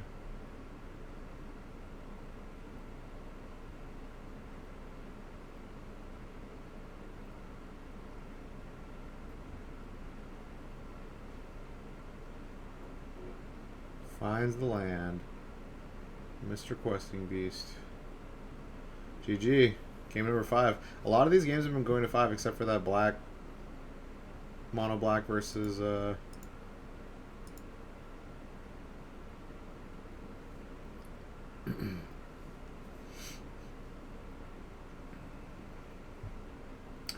Iron Maiden.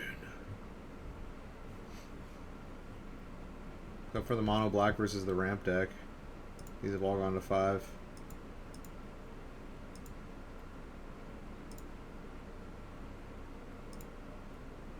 Alright, here we go.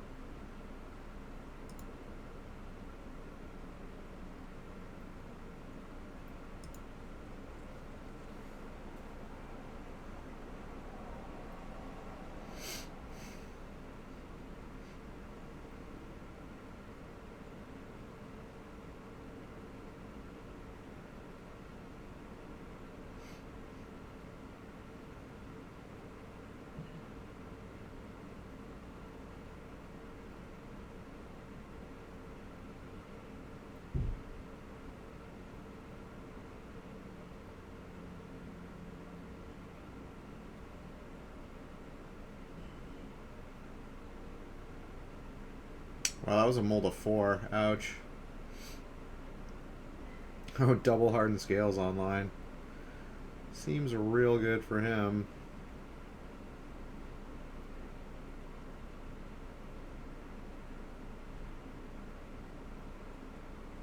Dude, Kevin Huang, dude.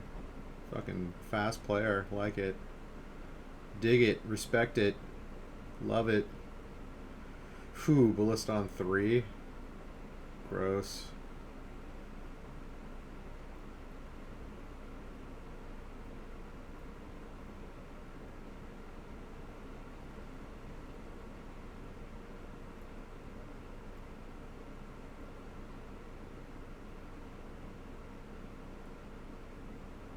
A braid's a good one to have against a walking ballista before that thing gets super out of hand. Boom. Can't slam that top deck land fast enough. Get in there, questing beast.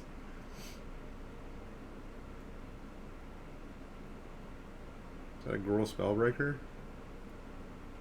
Nope, that's a Legion War Boss.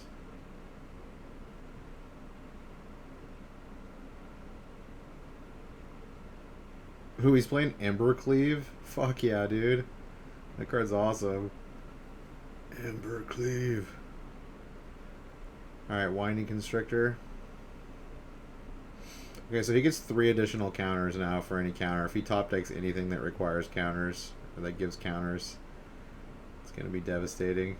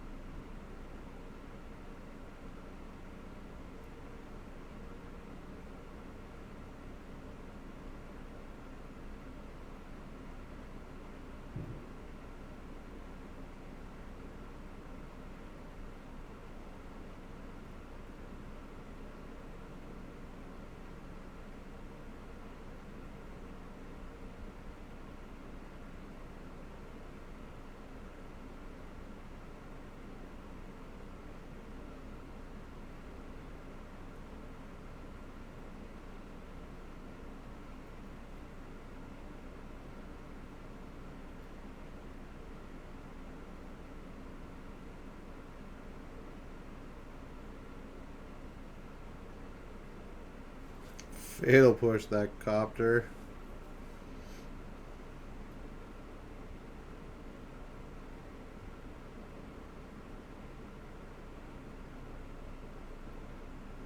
Don't you have to attack with that token?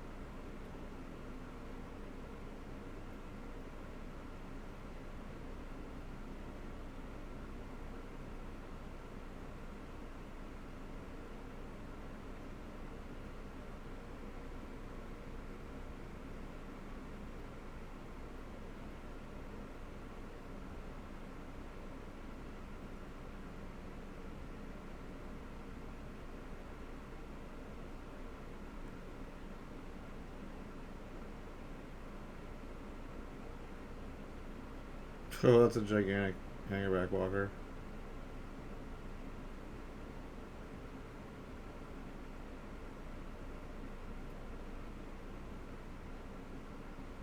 It's 5, bro.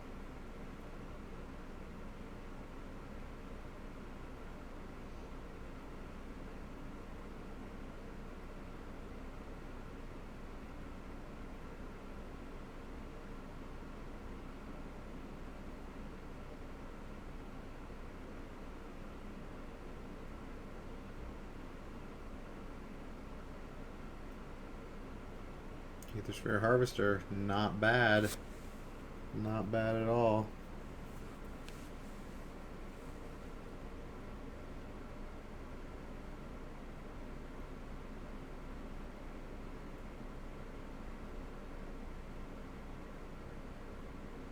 Oh, just the goblins that attack, that come into play that turn have to attack. The other ones don't. Okay, that's not like Rabble Master. Rabble Master, I think, says all of them have to attack, always. So he's just using both of them to pilot before they attack.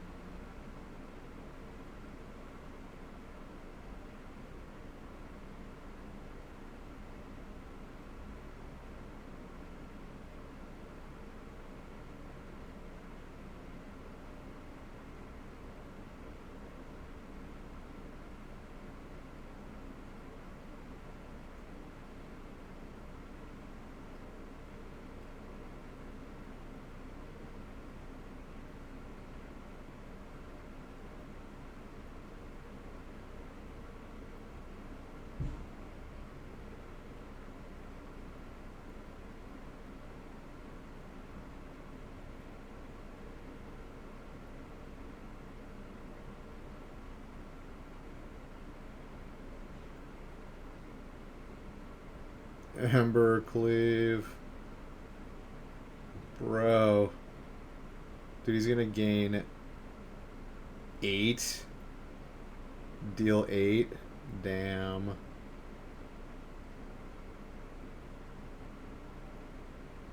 Dude, Ember Cleave is power.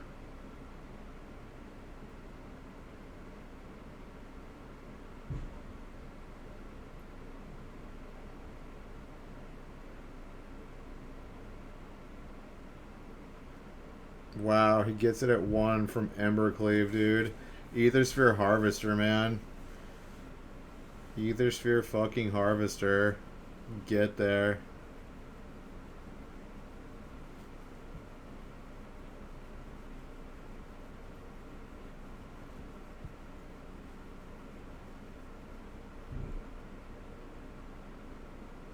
Damn.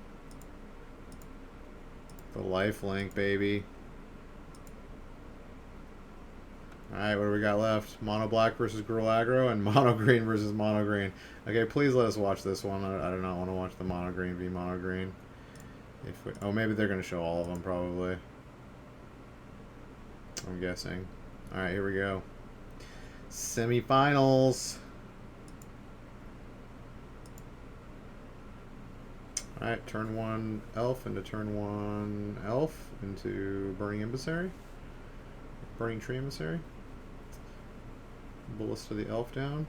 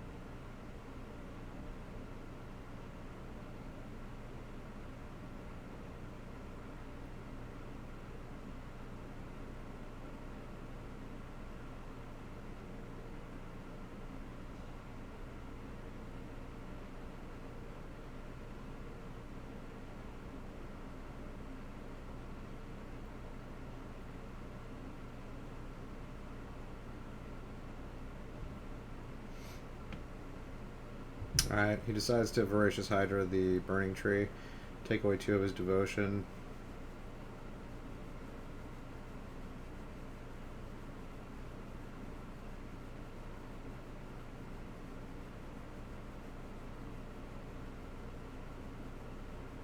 Make 6/6 scoos. Seems good.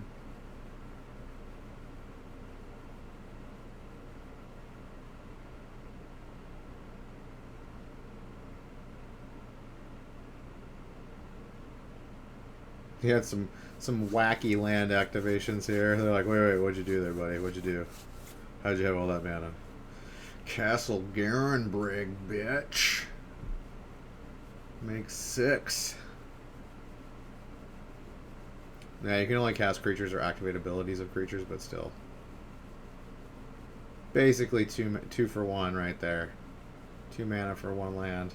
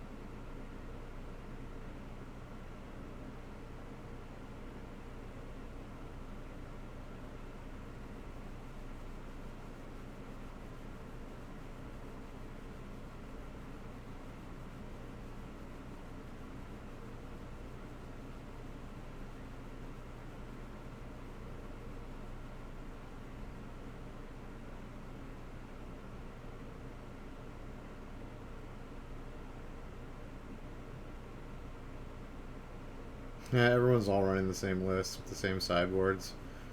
It's like all 75s are identical for each of these deck types.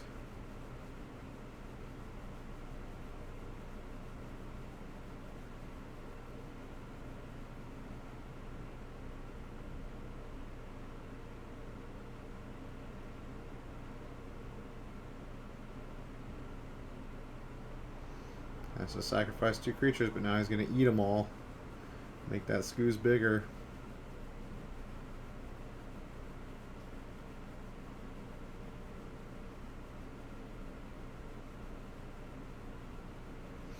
Grow the scoos.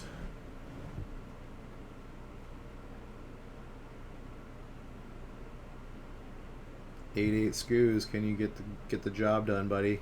Can you do it? It's up to you. What do you draw? Was that Nissa Shakes the World? And another Arc Bow?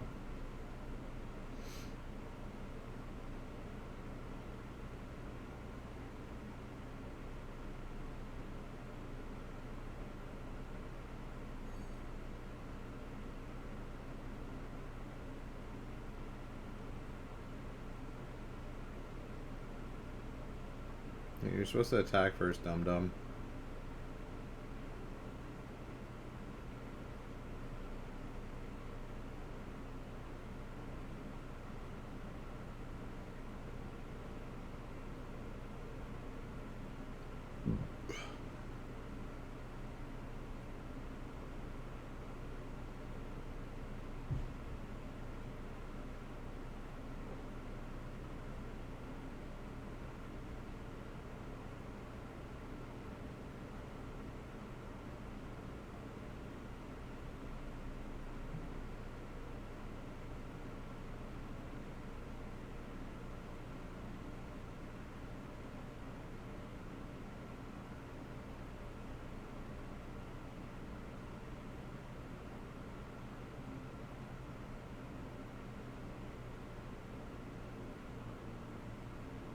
Yeah, why did he put counters on the scoos? I think he should have just put them all on the Hydra.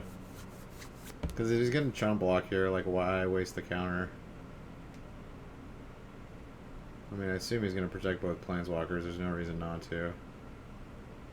Or he should have just stayed back and double blocked it. That would have actually been the better play. Just swung for 3 with the forest, then stayed back.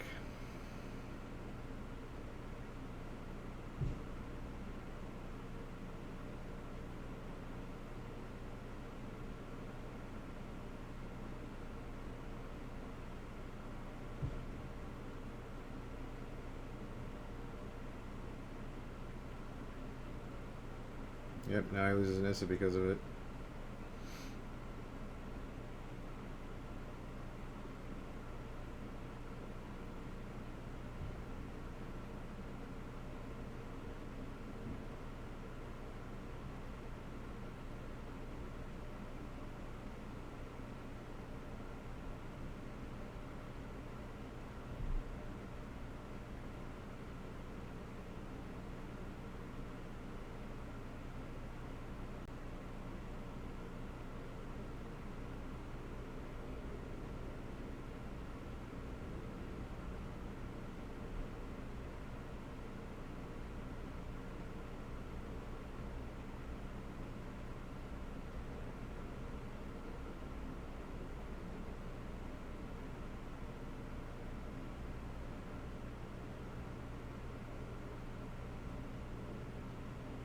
Yeah, now you leave both of them back to team block the Scoos from hell.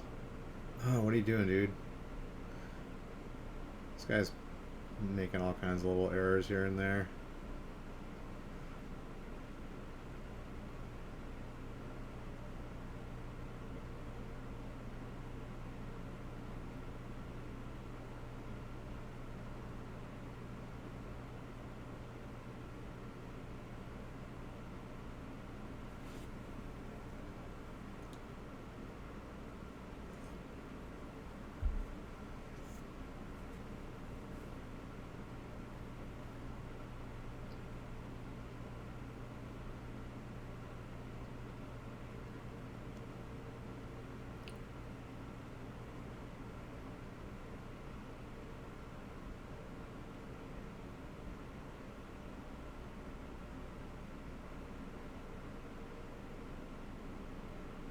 Who drew Nissa?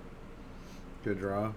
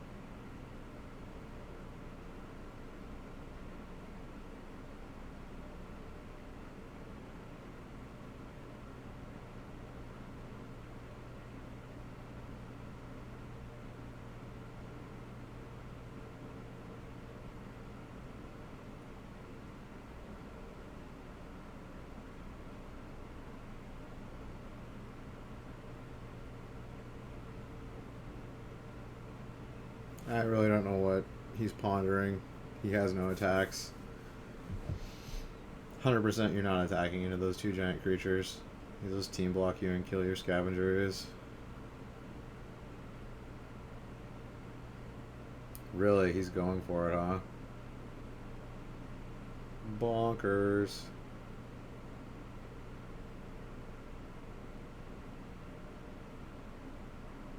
Wait, what just happened? Yeah.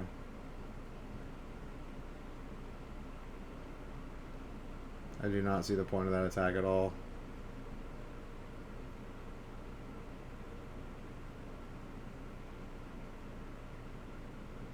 Although I don't know what Vivian Arco Ranger's ultimate is. Maybe he's afraid of the ultimate. He's trying to like get some stuff off the board. I don't know.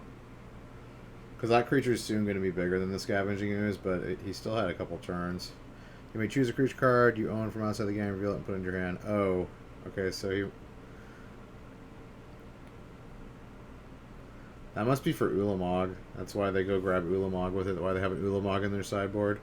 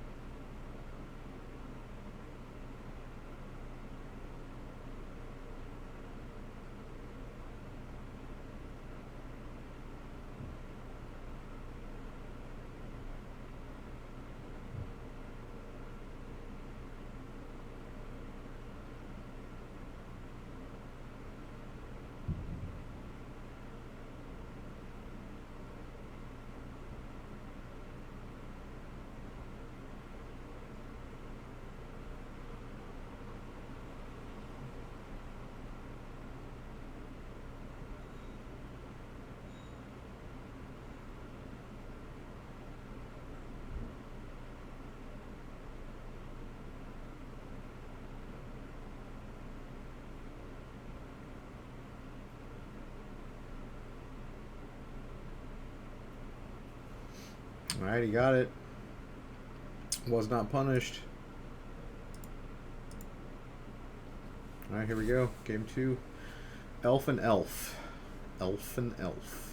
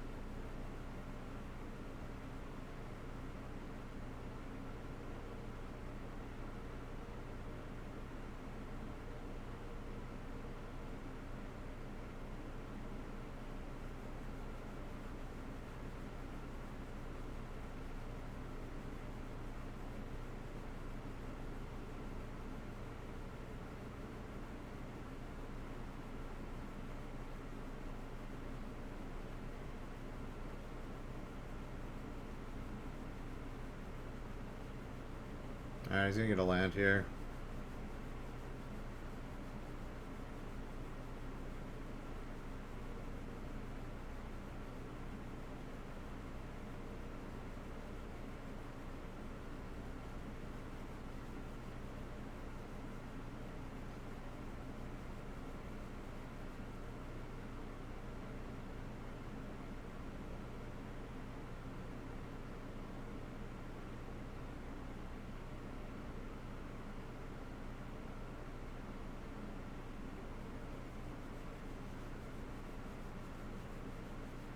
What's that arc bow?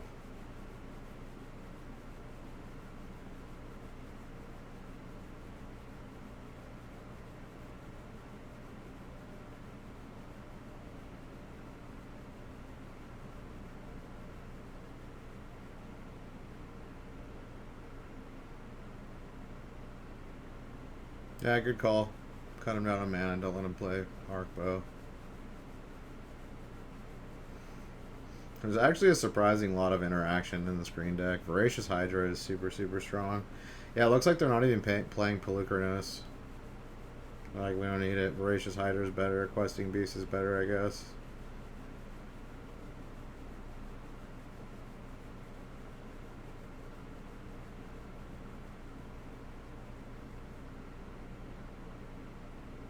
Oh, I found Nykthos too. And then what was that card on top? Was that Arc Bow? I think it was.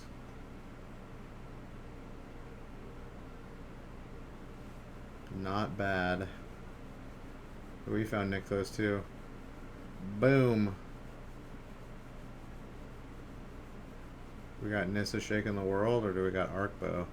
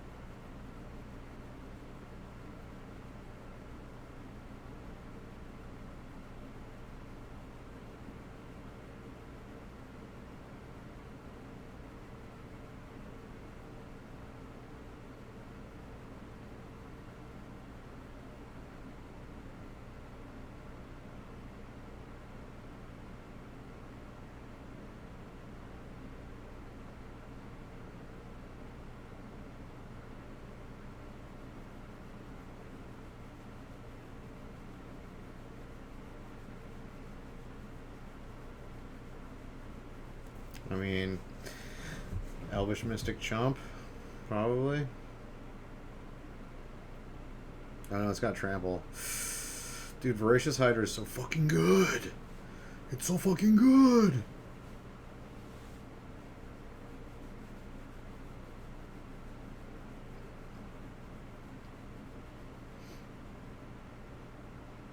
Yeah, I think you just team block it at this point.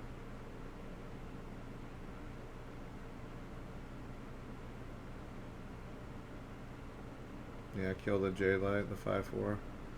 Oh, he's killing the Voracious Hydra. Okay.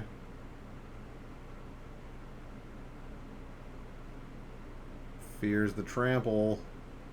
Yeah, I guess it's the right call, because he'll just buff it up his next turn and then do the same thing.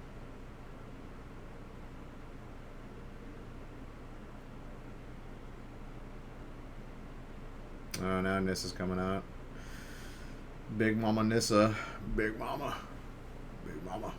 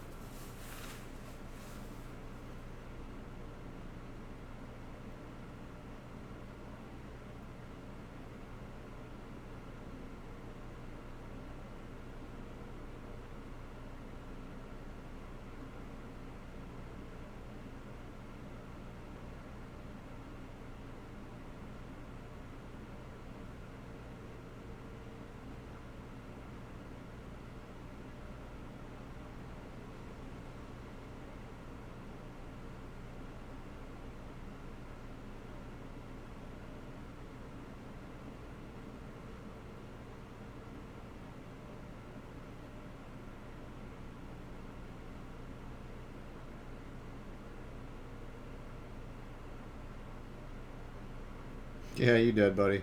You did.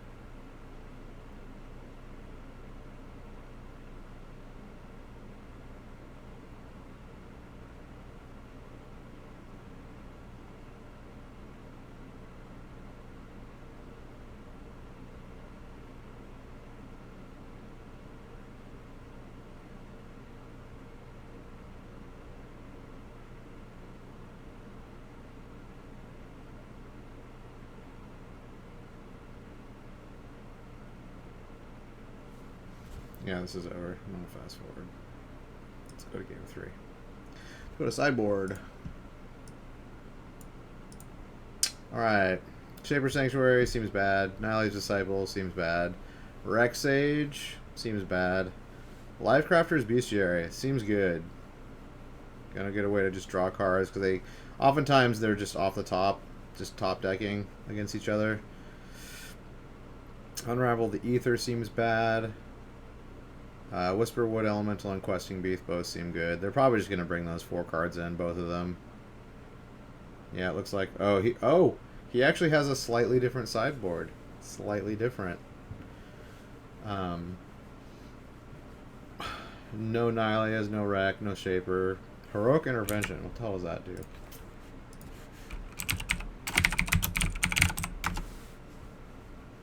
Permanents you control gain hexproof and indestructible until end of turn. Seems good in this matchup. So 2 Heroics are coming in, 2 Lifecrafters Bestiary, 1 Questing Beast, 1 Vivian Reed. Actually, Vivian Reed kills flyers, right? But she does go and get more creatures. She's pretty good. Thrashing Bronodon seems not good. Yeah, so 2 Heroic Intervention, 2 Bestiary, Questing Beast, Vivian. Sure. Alright, here we go. Game number 3 in the house. You got turn 1 Forest. Ooh, turn 1 nothing for these decks? That's unheard of. When you got 8 mana dorks and like 4 Once Upon a Times. You almost always have a turn 1 play.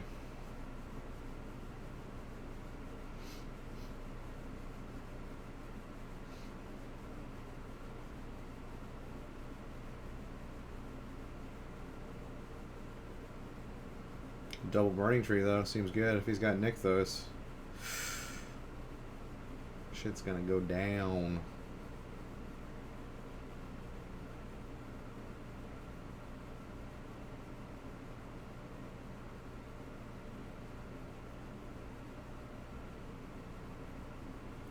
He's got a lot of different random forests in his deck.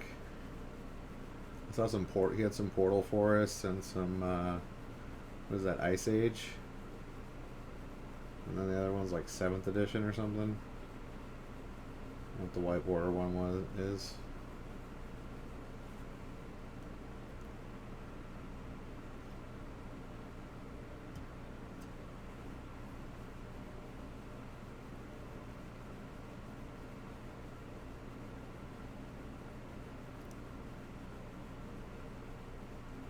Found the Nykthos.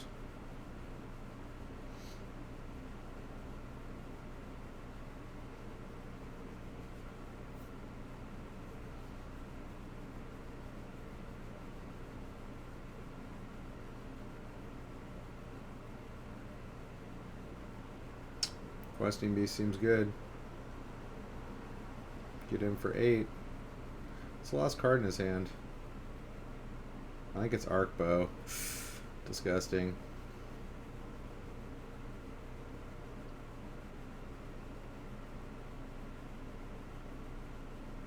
Or is it Jade Light?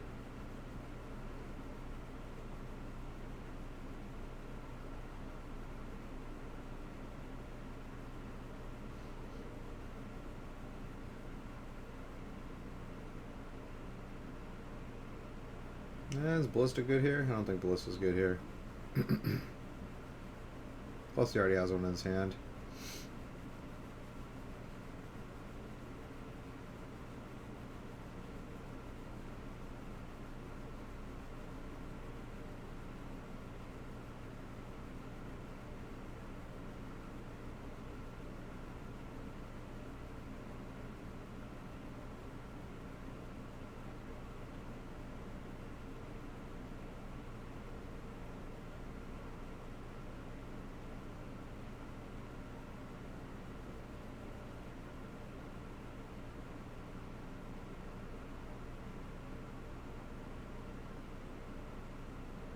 Good call. I would have done the same. Kept it on and then pitched it.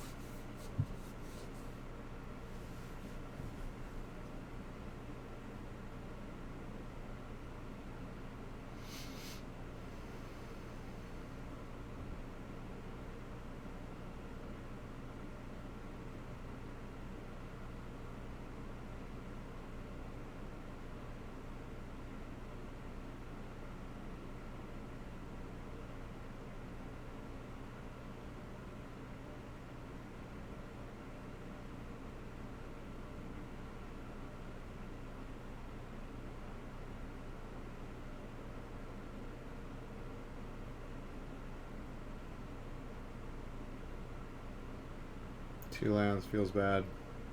That is not what he wanted to see.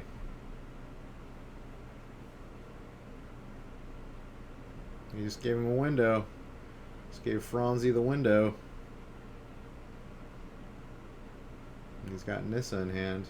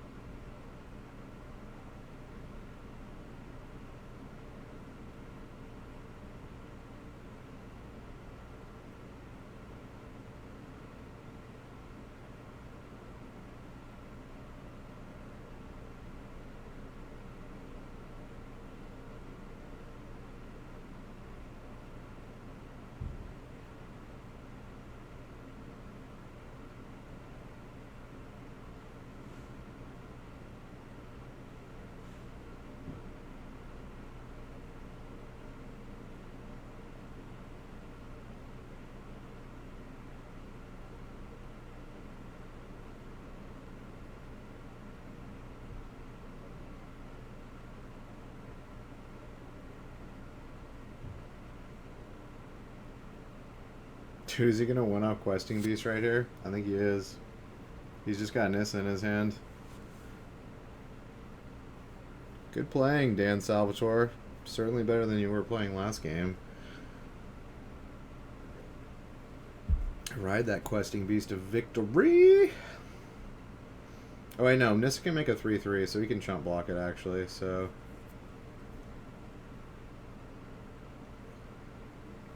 It's not over yet.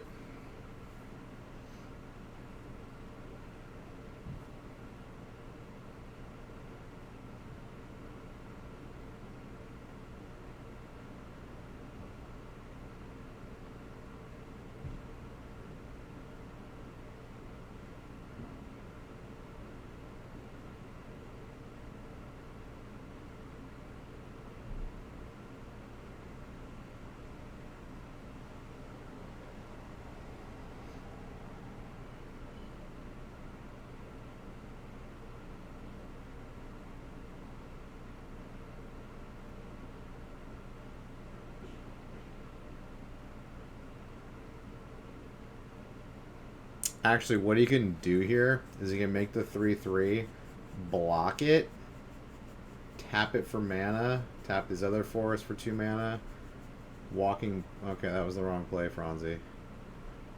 He could have put a counter on Walking Ballista and killed the Questing Beast if he attacks with it. And still had his Walking Ballista.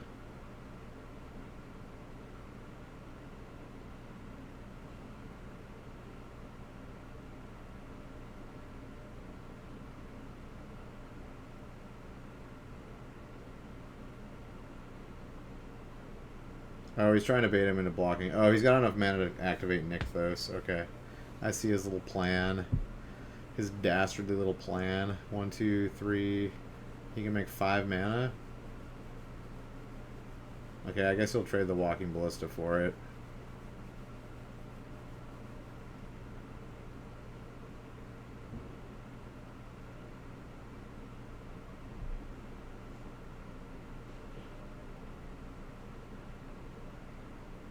If he draws a Questing Beast here, he wins, or if he draws a Hydra, he wins. Or he's got a lot of outs. Dan Salvatore has a lot of outs.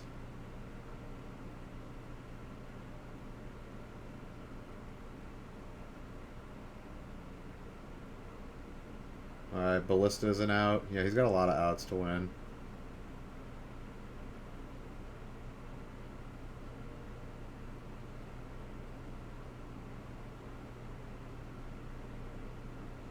Yeah, you only got 5 mana, Franzi.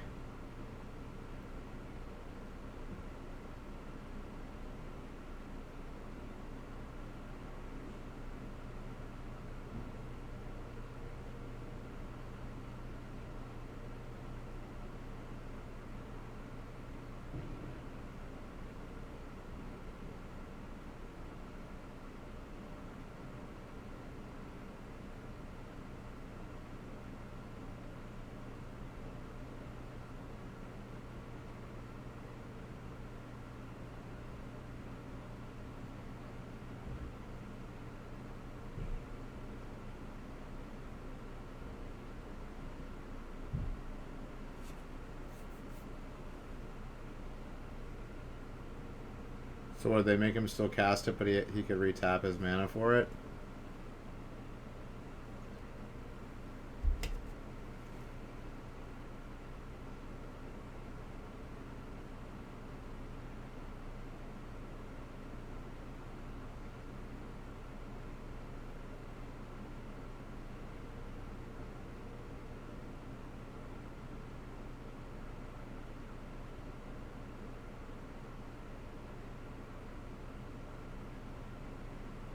Well, he's at 1 life.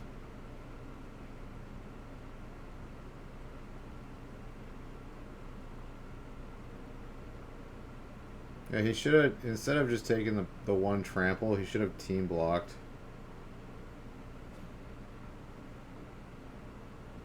He should have just team blocked with the Ballista and the... Because he's losing the Ballista anyway. It would have saved a point of life, though. And why is he still at 2? Didn't he take trample?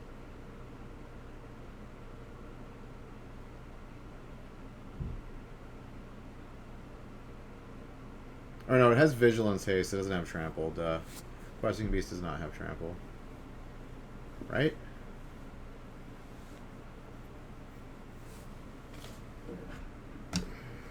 Questing Beast.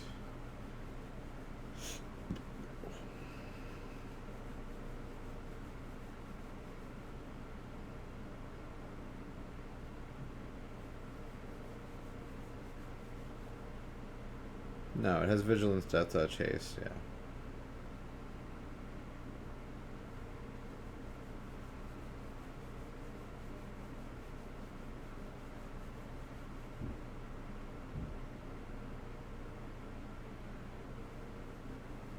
He's worth 25 bucks. 25 buckaroos. Alright, he can still win. He needs a Ballista here. I think Ballista's is only out now. Oh, draw all the lands, bro. All the lands.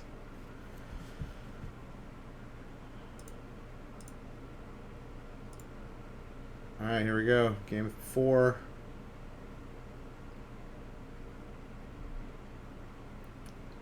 What was it? Llanowar, and then Hydra. Kill his Llanowar.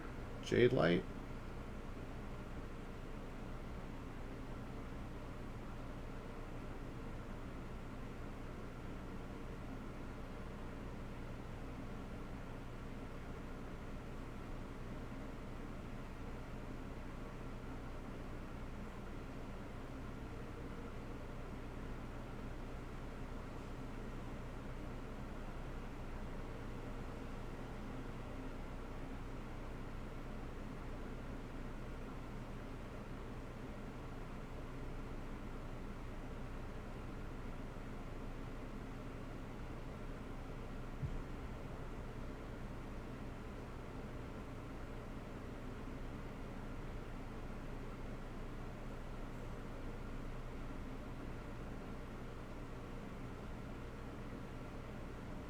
I think he was looking for Nykthos.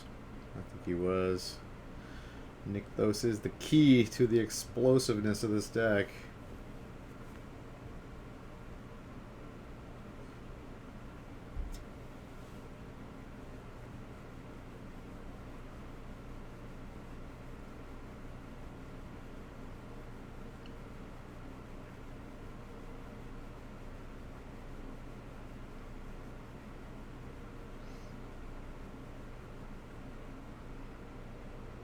Wait. Oh, he's got a buttload of lands in hand.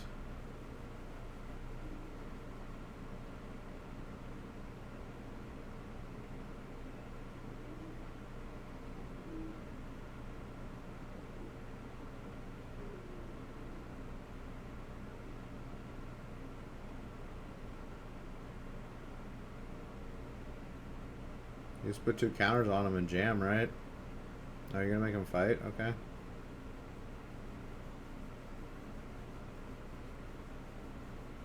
I like protecting the Vivian. Just making a 6/6 beast.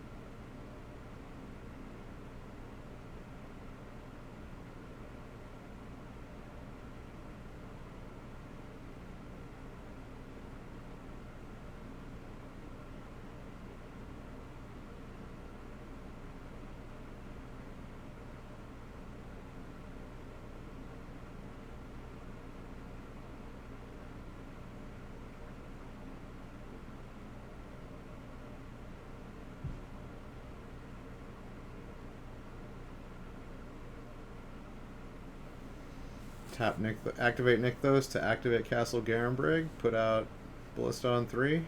Pop Nissa in the face for 1. Call it good. I think that's the play.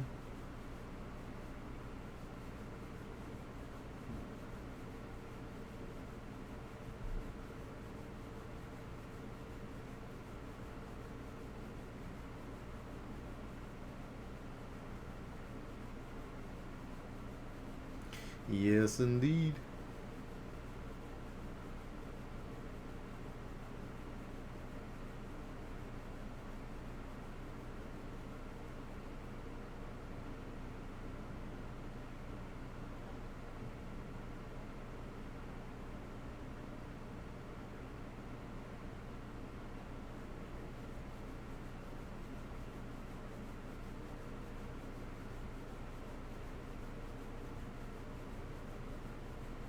Yeah, this is exactly why he should have put counters on the beast.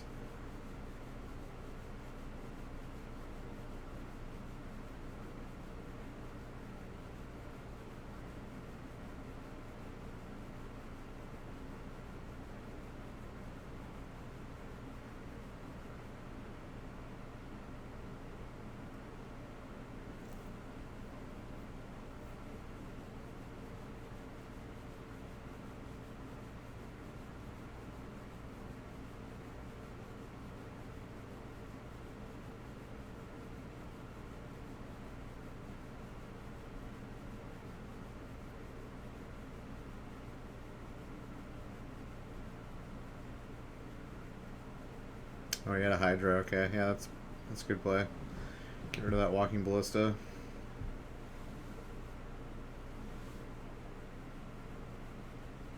I mean, you just gotta pop the Burning Emissary for 2 and pop him in the face for 1. There's really no other play, Franzi.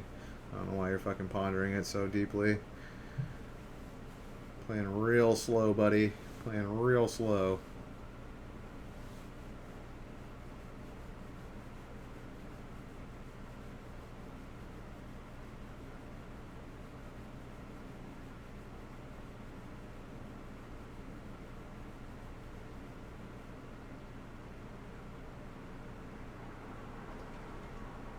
Oh, look. The only possible play you could have made.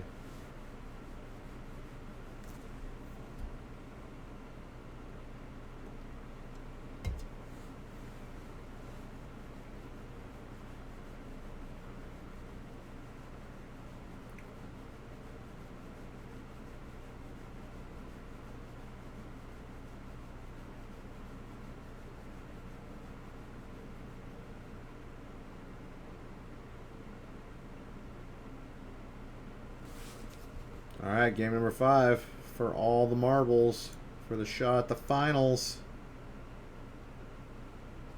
Here we go. These matches are all going to 5 except for one of them.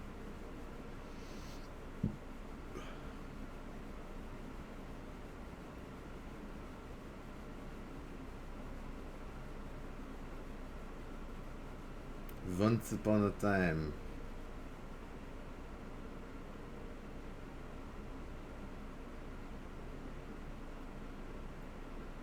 Ooh, Bestiary. First time seeing this card.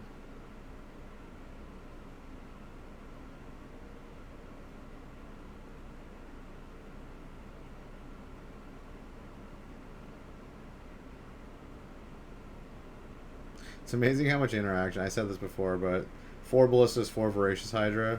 Both can kill creatures on cast or with abilities. Who's he gonna Voracious the other guy down? Oh, he brought in Bronodon. I guess it's to kill Walking Ballista, but I don't think Bronodon's very good here. I mean, it is 2 Devotion, but I think if you're bringing in Bronodon, it needs to be against, like, I don't know, like in Soul and stuff. Decks that have much more, but I guess Ballista's very strong. I don't know if it's the right call.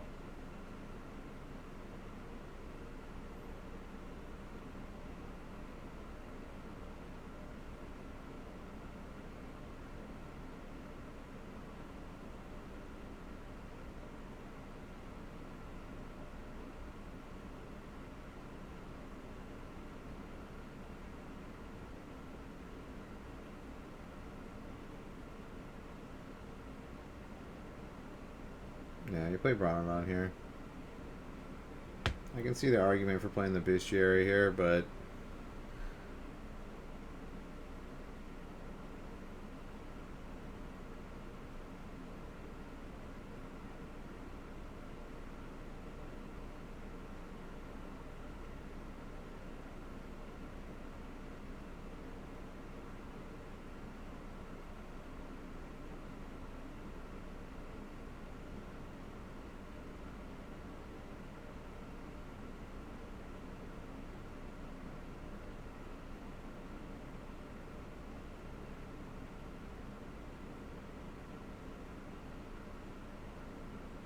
That Scooz is going to be giant soon.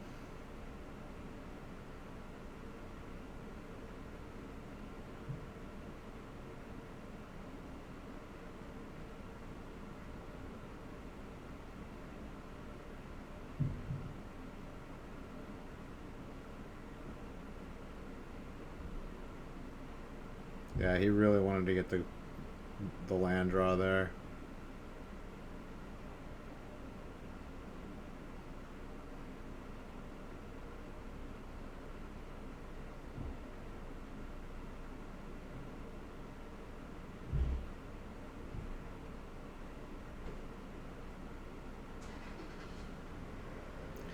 Not looking good for Dan Salvatore. Can't stumble. Can't stumble against these decks. They punish you so hard.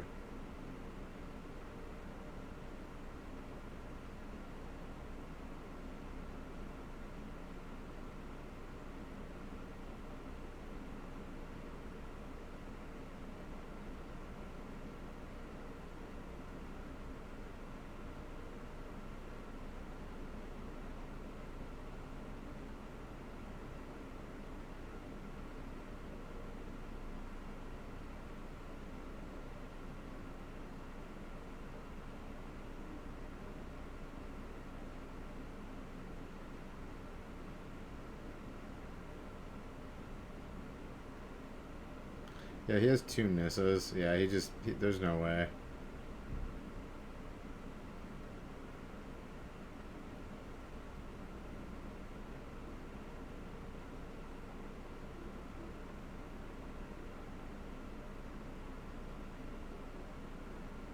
Franzi has to start drawing some serious blanks here.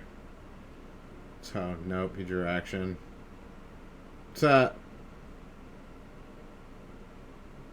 Yeah, GG. Franzi, get out of here, bro. That game wasn't close at all, buddy. That was a stomping. I love when players act so surprised that when they win the last game, even though they completely crushed their opponent. There was at no point was his opponent in the lead there. All right, this is the match I wanted to watch. Let's go. Black versus Gruel. Let's see it. Let's go. Let's go, go, go.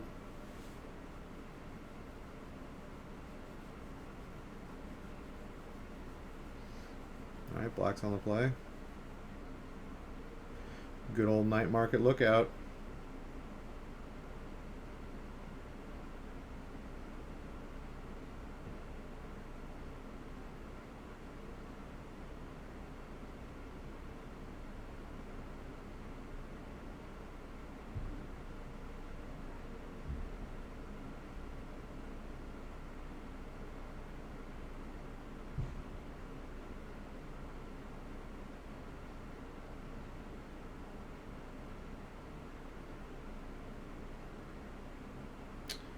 Turn 2 Rabble Master seems good. Don't leave the elf on the table.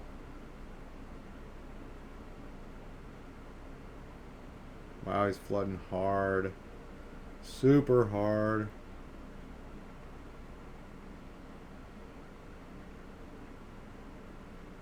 I mean, like, you need to hope to loot and get a removal spell, right?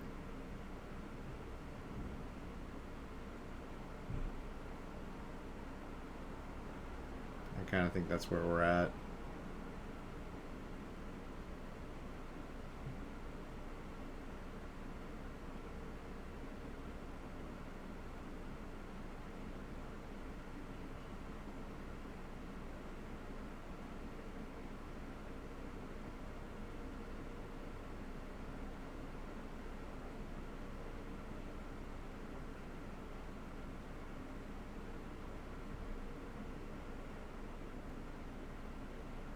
He didn't do it, though.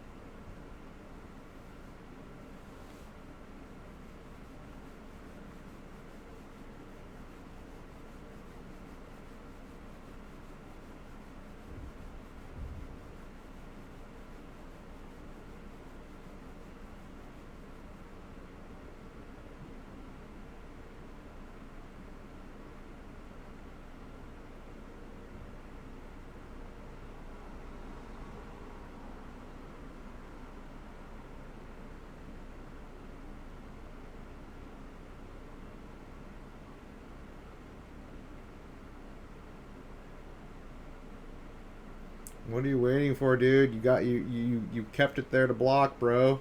Just fucking block it already and loot. Jesus. What are you pondering? You block a 1/1? That would be moronic.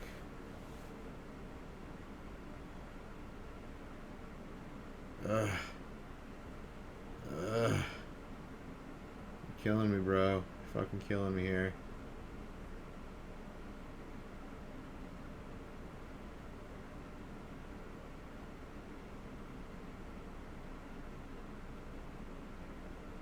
Oh my goodness. There you go.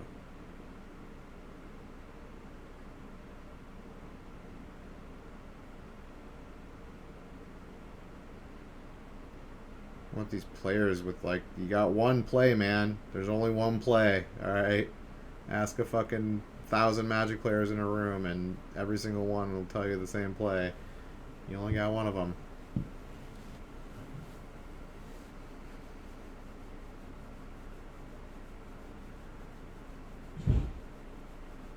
It looks like he's not drawing any removal. Feels bad.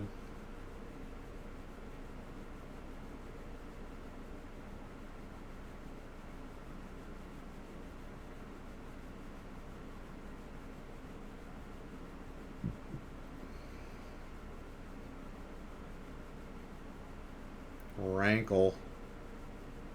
It's the rankle.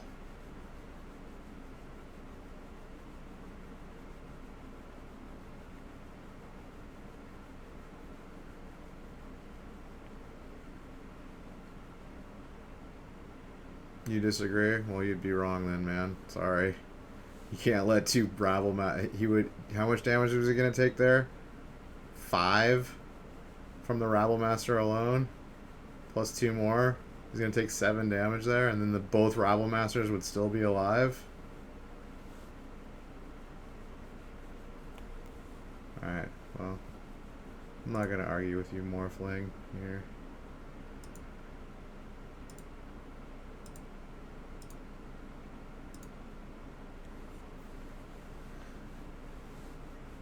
You're incredibly wrong. See, he already lost with blocking the freaking Rabble Master. Game was over. There is no argument to be made for blocking a 1/1 there. Zero argument.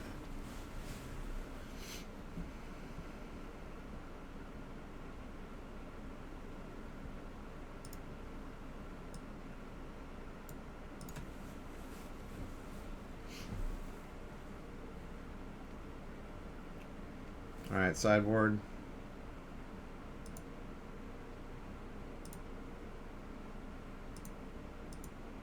Oh no, we don't get sideboard yet.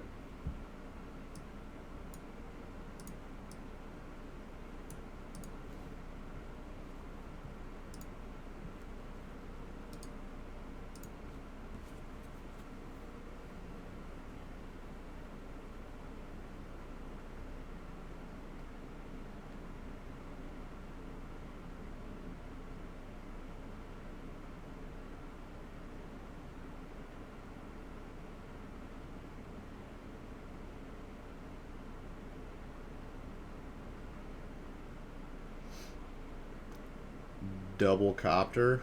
Fail push that elf.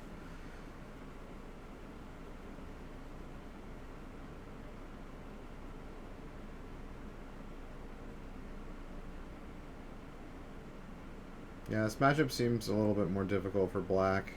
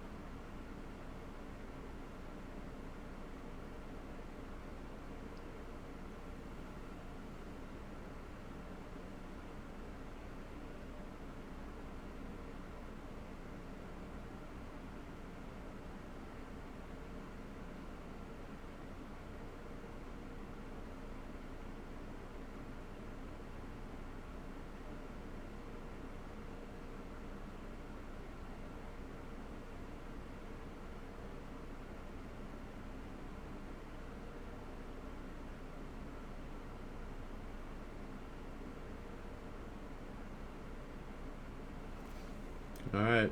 We got Legion Warboss up in the hizzy. Yeah, this card seemed both that and Rabble Master seem super problematic for this black deck because you know it's playing one toughness guys, it's playing guys that can't block. It's playing two creatures that can't block. And if it doesn't remove them immediately before they start making tokens, I think they're extremely problematic for this deck.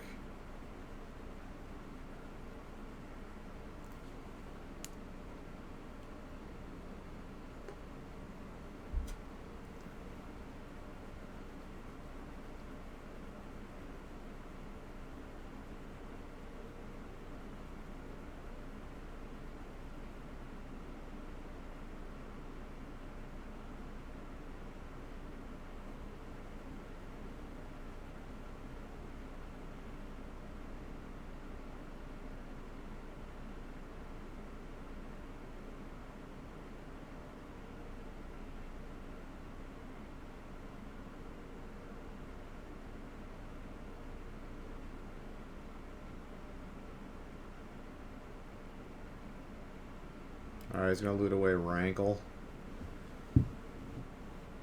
Mr. Rankle.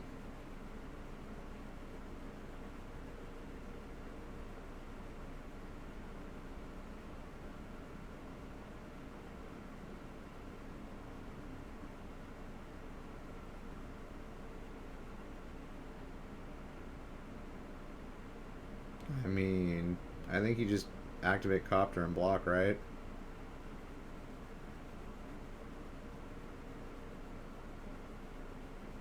Ooh, he's got the Fatal Push, though. Nice.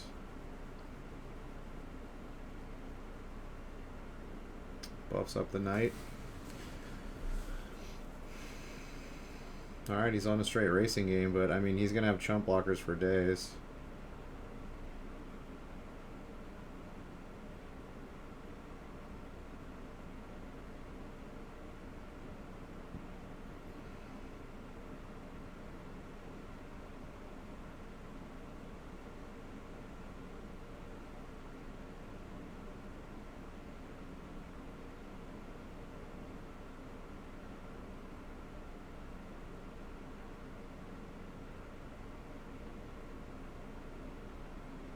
But now he commands the skies.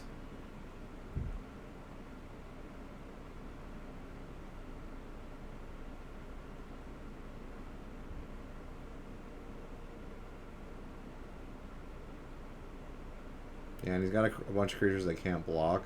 Okay, he's just gonna go balls out. Balls out, go for the race. Yeah, he's gonna force him to block.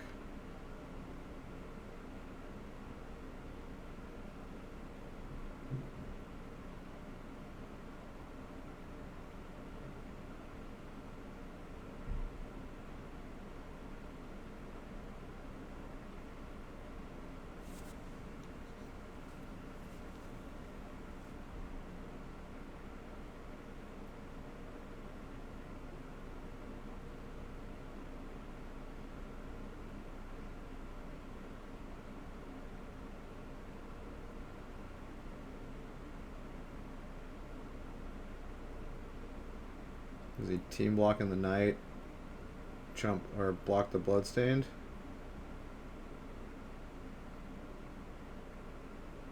Oh, he's gonna block the Scrap Heap? Okay. It's interesting.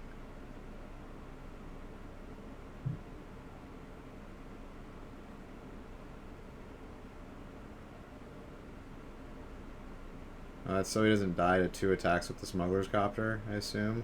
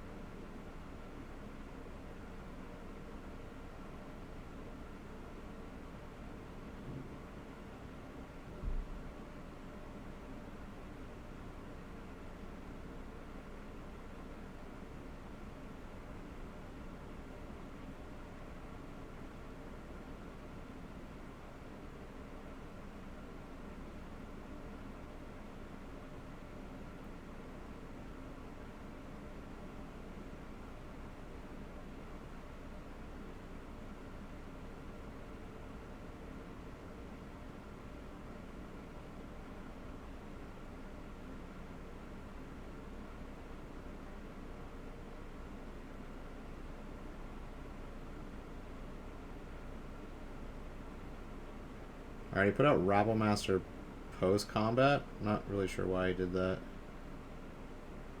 Oh, because it makes the other ones attack? Wait.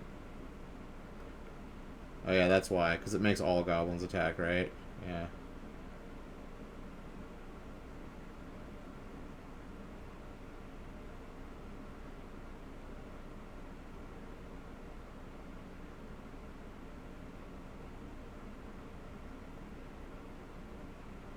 Was that a fatal push?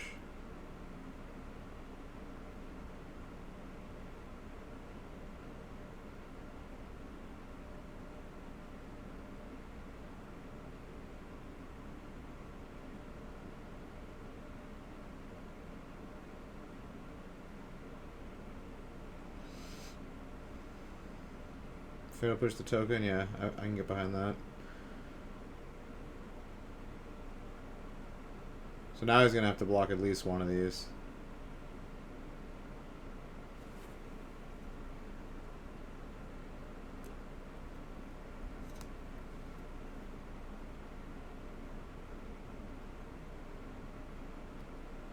And go down to one. Yeah, I think that's GG.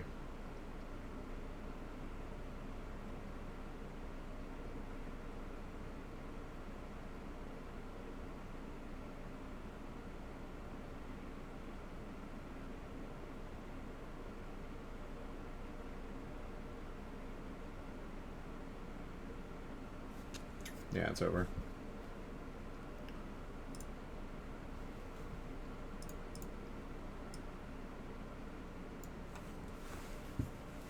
Alright, sideboard time. What do we got? Noxious Grasp, that's no good. Leyline, no good. Legion's End, very good. Clear out all those tokens if he gets a bunch out. That's actually a way that he can come back if, you know, Rabble Master gets out of hand or Legion Warboss. I like 3 Legions in. Collective Brutality. Is Collective Brutality good enough? I mean, it's a removal. You can give something -2/-2, which is, you know, a Rabble Master or a Mana Dork. So maybe these are good enough to come in. I mean, they're not the greatest removal spell in the world. And he can also do a direct 2 damage to the face. That actually might be good. Yeah, I could see bringing in at least one of those. Maybe 2. Kalitas. Is Kalitas good? I'm not sold on Kalitas. I mean, he is a 3/4, so he can like block some stuff, and he's got Death Touch and Lifelink. But I don't know. I'm not sold on it. I think just the 3 Legions in and maybe the 2 Collective Brutalities. Duress seems not great since the deck is mostly creatures. And then on the Gruul side, Fry, not good. Abrade, good. 2 Abrades coming in. Glorybringers. Glorybringer good here. It is a flyer. It can block Copter, which Copter seems very good for both sides on this match. So maybe those come in. Aethersphere Harvester is great. That's a great card for this matchup. Scavenging Ooze. Scavenging Ooze is actually very good because he's got all the recursion creatures, so those are going to come in. Pithing Needle. Pithing Needle. I mean, you can name Copter with it, but you're hitting yourself with that too. I don't think he's gonna. I think those are more for Planeswalkers, why they're in the sideboard. Lava Coil's good. Cetessan Tactics. What the hell is that card? I think that's the give all your creatures fight.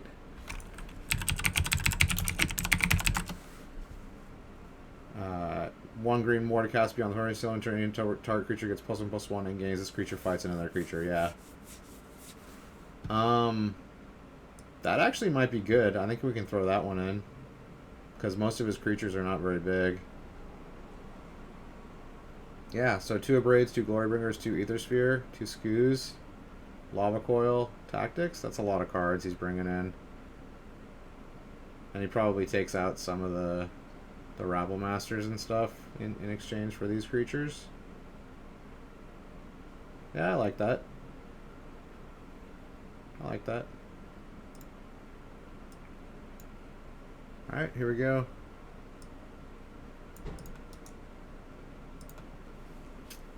Turn 1, Llanowar Elf. Fatal Push. Always kill the mana dork.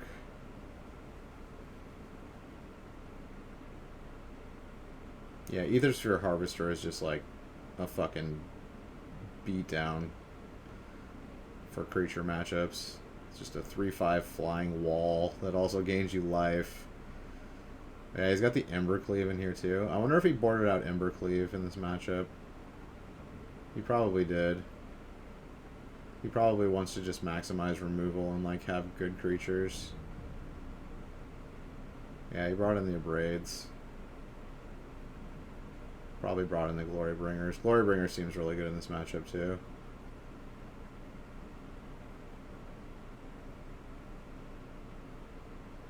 Can't be Fatal Pushed. Yeah, it seems pretty good.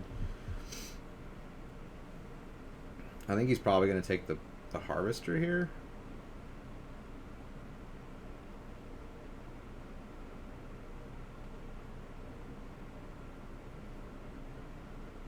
Oh, he brought in Noxious Grasp. I guess he brought it in for the mana dorks. I mean, he's not playing that many. He's playing more red creatures than green creatures.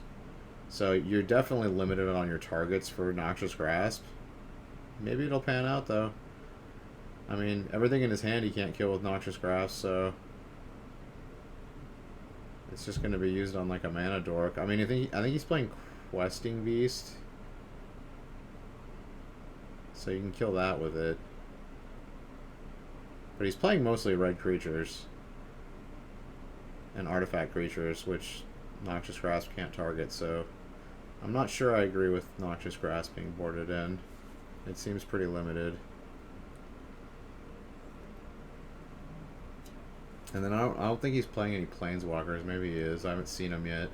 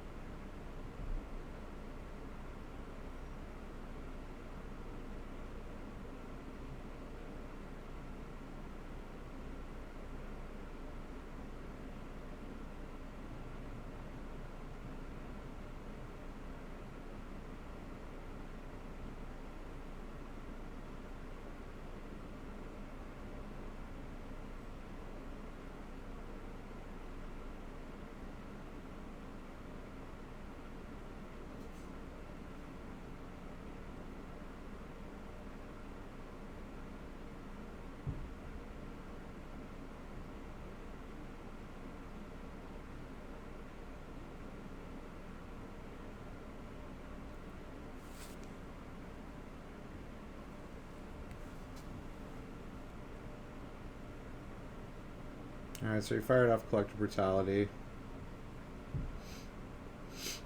So he did bring in Collective Brutality. I think it's a good call.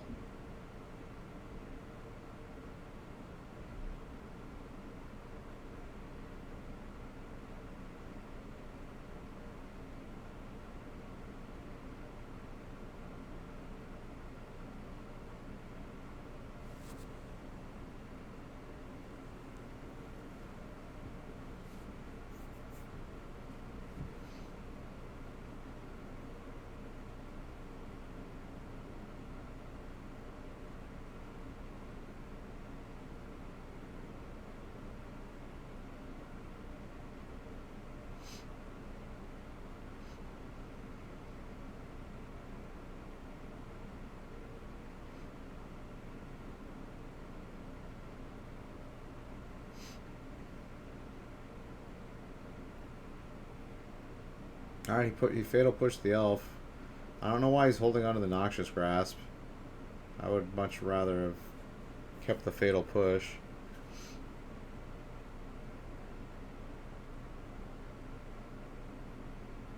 I mean, he can still Fatal Push Questing Beast if he permanently leaves the battlefield. Yeah, see, Noxious Grasp is just a dead card in his hand now. I'm not really sure why he chose to use that to remove the green creature.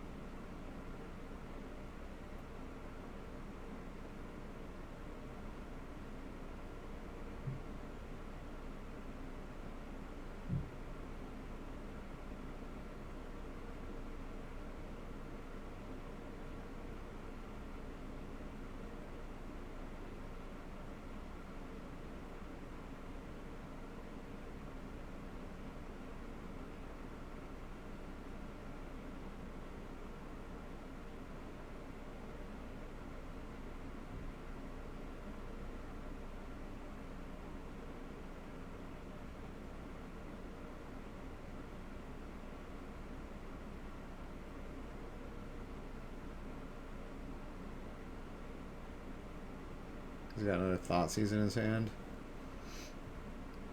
I mean, you gotta fire it off, right?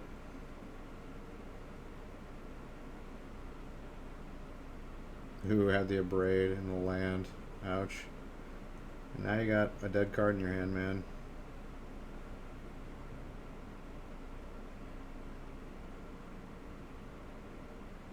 Yeah, Ethers for Harvester is so dope. The card is so good. In creature matchups. Can block like everything and not die.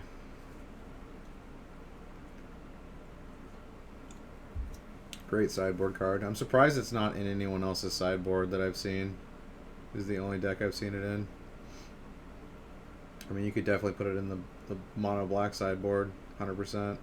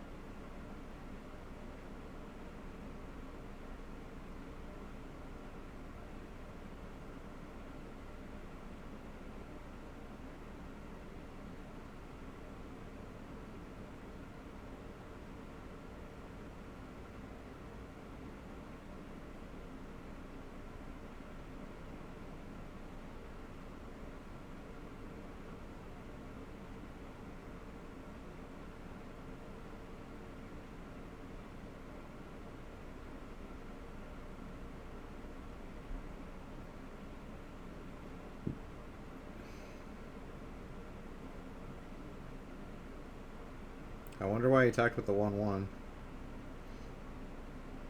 And then he has to waste the Noxious Grasp on the Lano or Elf, which he should have done in the first place.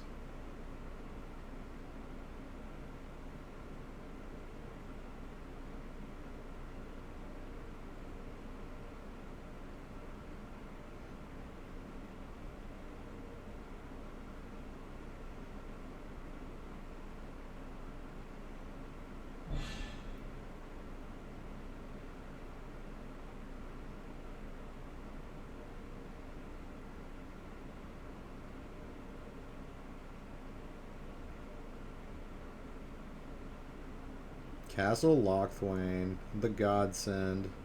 Give me some cards. Ooh, nice. What did he draw there? Is that a Murderous Rider?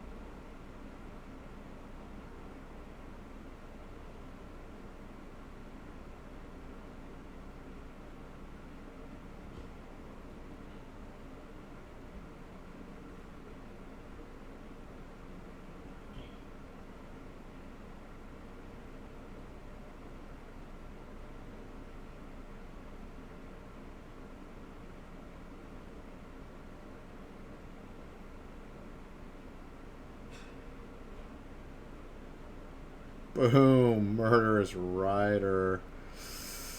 So good.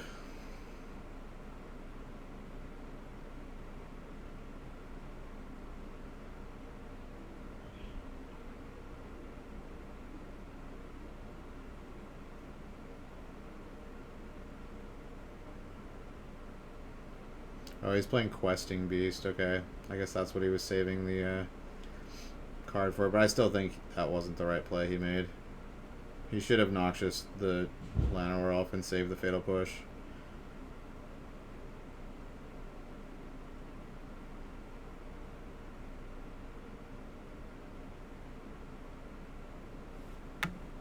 Because Fatal Push can still kill Lovestruck Beast also, so, I mean, everything you can kill with Noxious Grasp, you can also kill with Fatal Push. You just can't kill everything with Noxious Grasp, so. Alright, game number 4.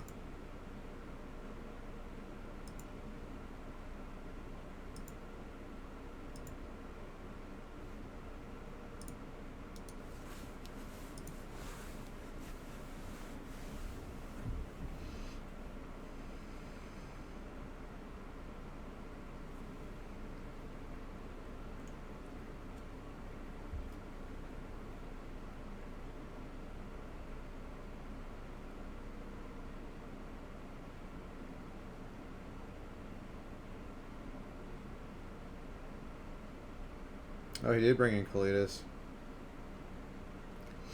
I mean, I guess Kalidas is okay in this matchup. You get to make zombies whenever you use a removal, but... And it does have lifelink. I don't know, I'm wondering what he took out for it.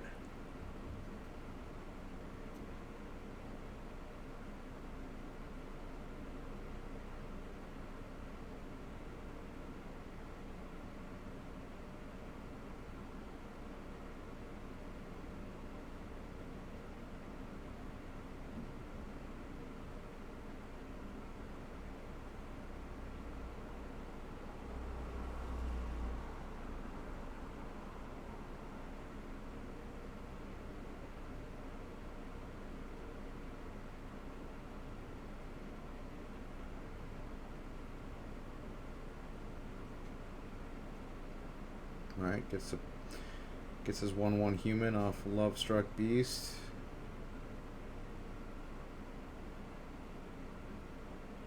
And down comes the copter.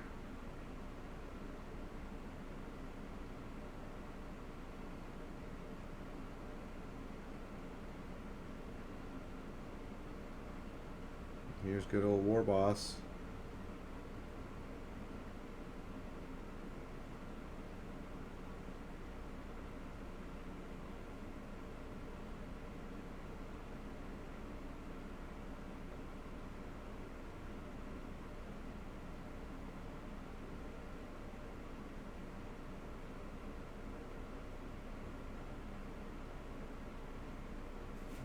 Alright, Kalidas comes down. If he can hold on to Kalidas, this will be good.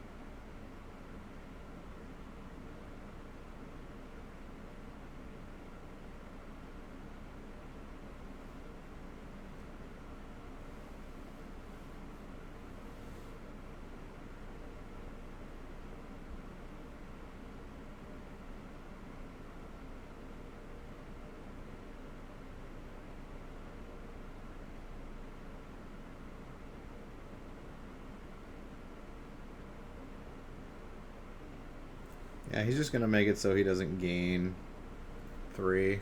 His life total just stays equal. Good play.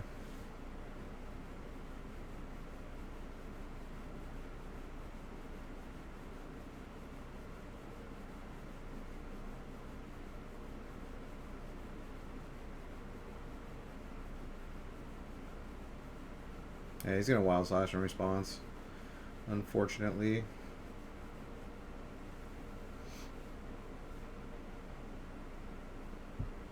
Pass it back.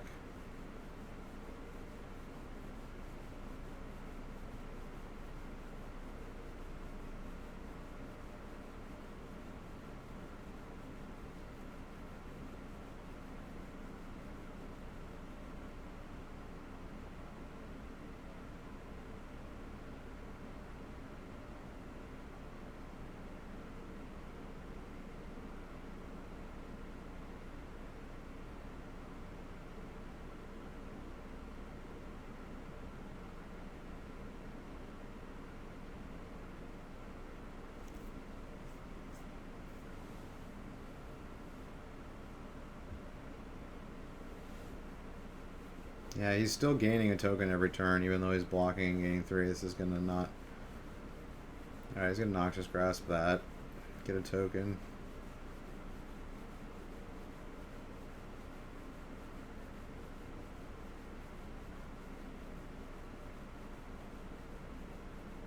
He really needs to find a removal for one of the war bosses. Murderous Rider would be great here.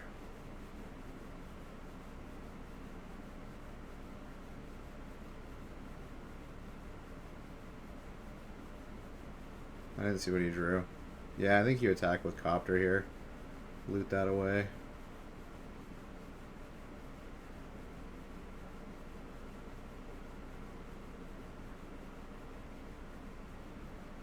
Now you got Mutavault to block with. Very nice.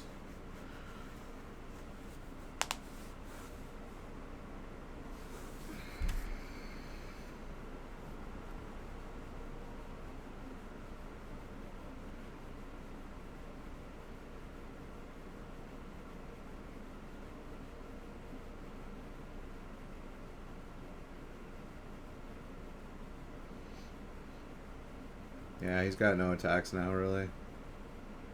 So he's just going to attack with the 2. Kalidas doing some work this game. Doing some work.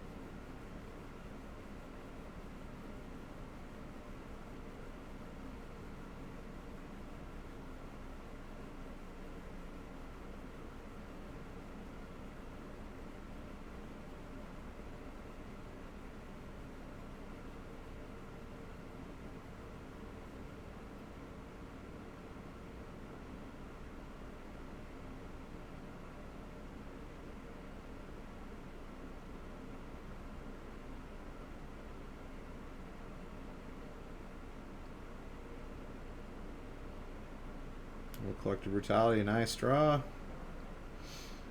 Alright, he's starting to pull ahead now. Although one Glory Bringer, and it's going to be bad news for Mono Black.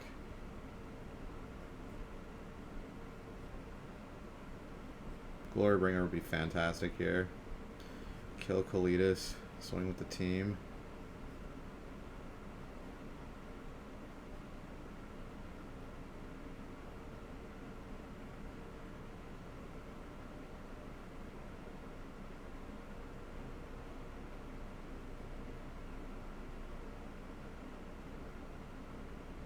Alright, now Glorybringer can't kill him, so that's no longer an out.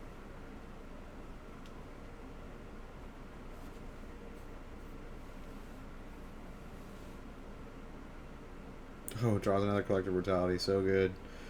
So good. Dude, he can go on the attack now, can he? Yeah, I'd start swinging in with Kalidas. Actually, Kalidas and Copter. You can swing with both. I wouldn't swing with Mutavault, though. I think you can just, like, sit back as a defender with Mutavault. Oh, he's attacking with the zombie, too. Oh. Loots away the Fatal Push.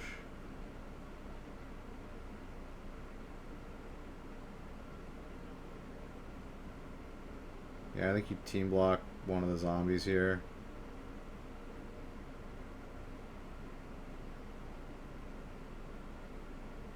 Oh, he's going to chump block Kalidas. Okay. Keep his life total up. Alright, I can get behind that.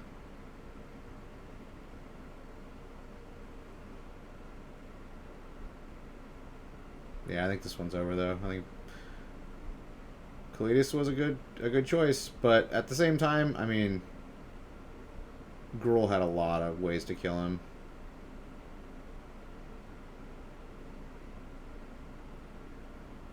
GG. Maybe he didn't board in the two Endbringer or Glory Bringers. Maybe he did. Maybe he just got unlucky. But Kalidas did pretty good.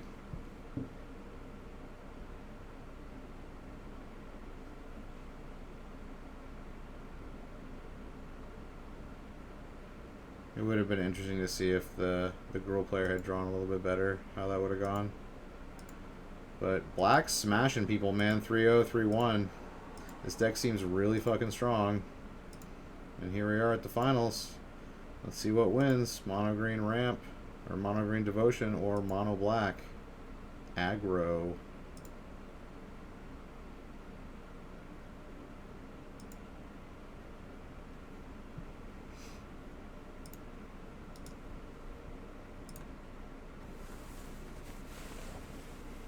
All right, here we go.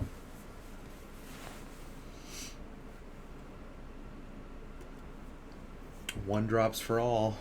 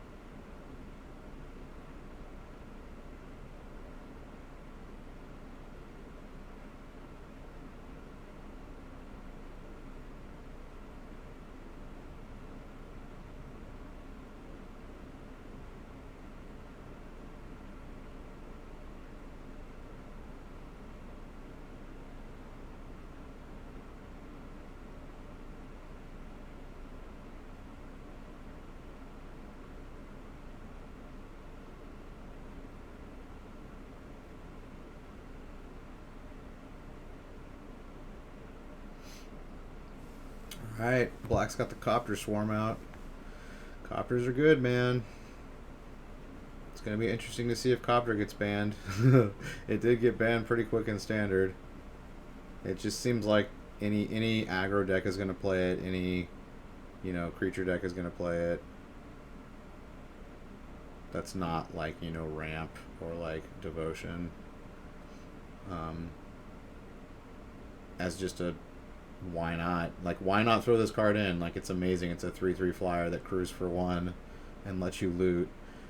It's just an all-in-one, and it's an artifact, which was a really big mistake. They should have made it a colored artifact or something like that, so only one color gets to play it.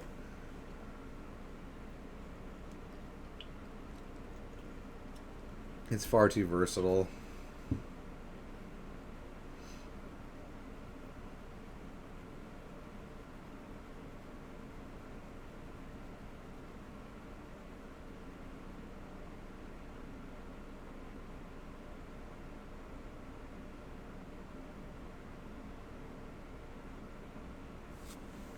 It'd be interesting to look at like how often standard decks are played when there's a 1-drop mana dork, or how often green standard decks are played. I'd wager to say it's like 99% of the time, like pretty close to 100. Like, if there's a 1-drop mana dork, that's going to be one of the top decks. I mean, look at right now, you got Gilded Goose. Like, all the top decks are Gilded Goose. Then again, you also got Oko, which has synergy with Gilded Goose. But still, 1-drop mana dorks are very strong.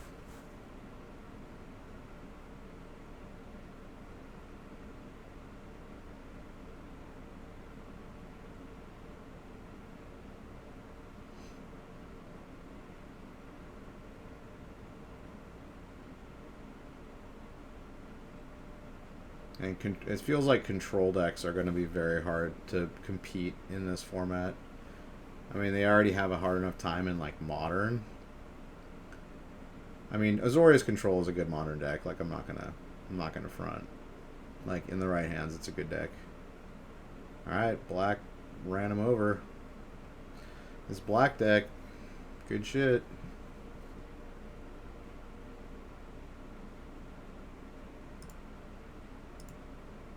And then after sideboard, it's just going to get worse for green, too.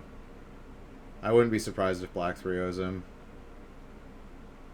I feel like this is a heavily favors the Black deck. I thought he was going to do way worse against the Bant ramp dude, because I figured that would be the deck that would give him a run for his money. Then again, he drew pretty poorly all 3 games. Like, his hands were not optimal, and I think he mulled like 2 of the games, too.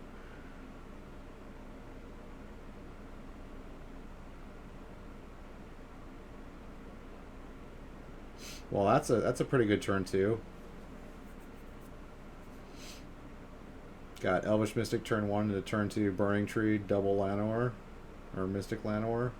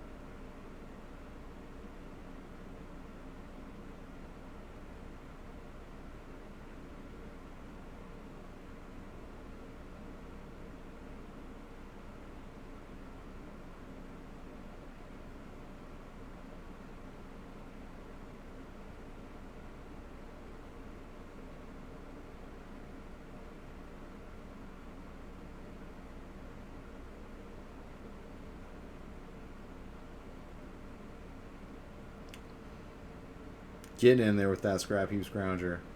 Fatal push that Ballista. I mean, you kill the Scrap Heap and do 1 to his face. I mean, there's...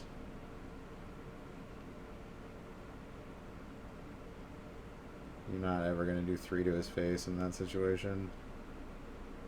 Unless he's much lower in life.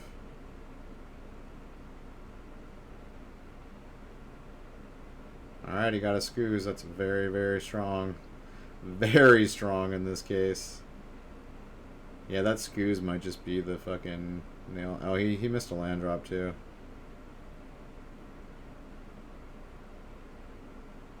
Alright, he found his land. Alright, he's, what is that, Murderous Rider? Okay, he can kill the Scooz here.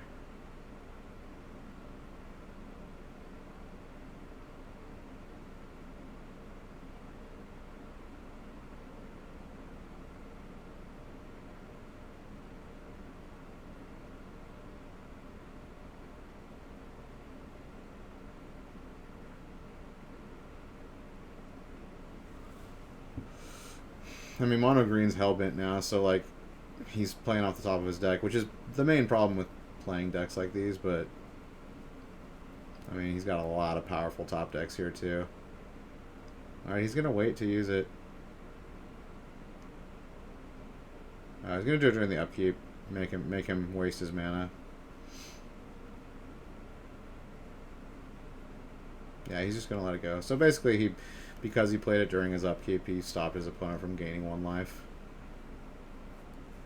It's a heads-up play.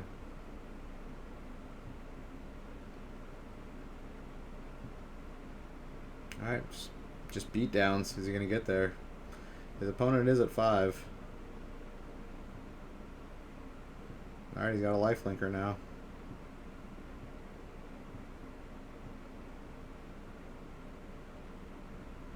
And a Knight of the Ebon Orb. Alright, he's not out of this. He's not out of this.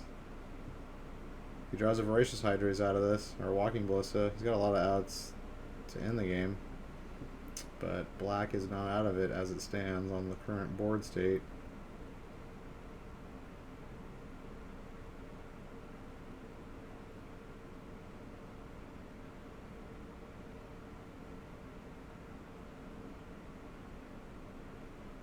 And he looks like he drew nothing.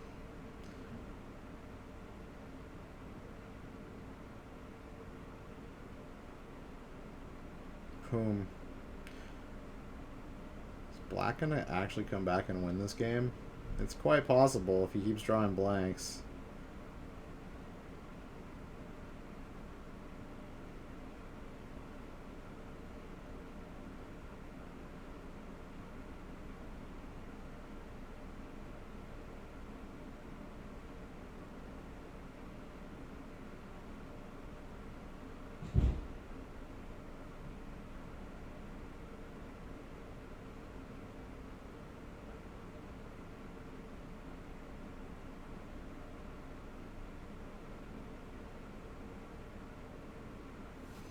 Alright, he's thinking of attacking in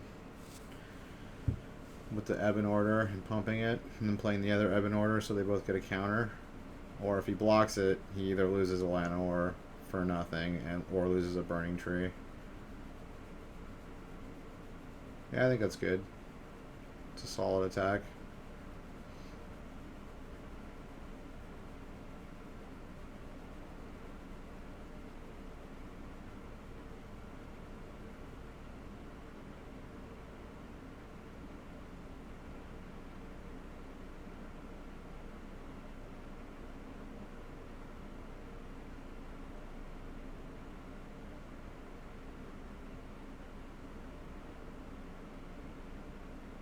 He's got the Bloodstained Champion. Alright.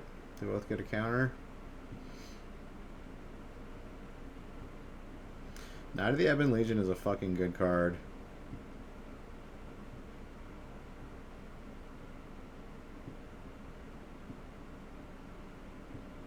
I think I have like 2 of those.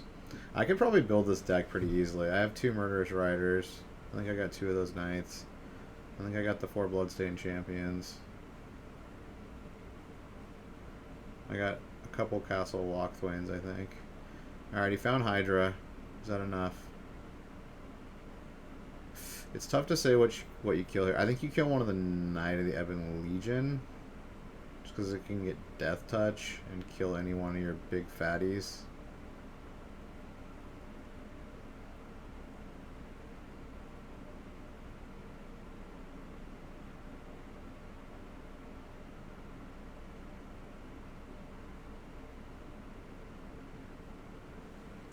Yeah, I think Knight of the Ebon Legion is the play.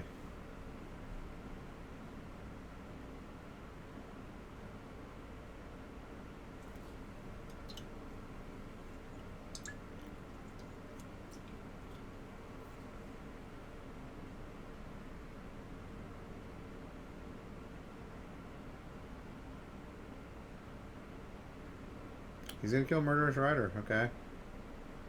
That's surprising to me.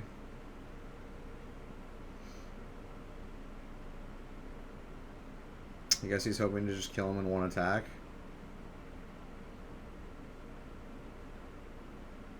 But I mean, he still gains the 2 life off of it, so...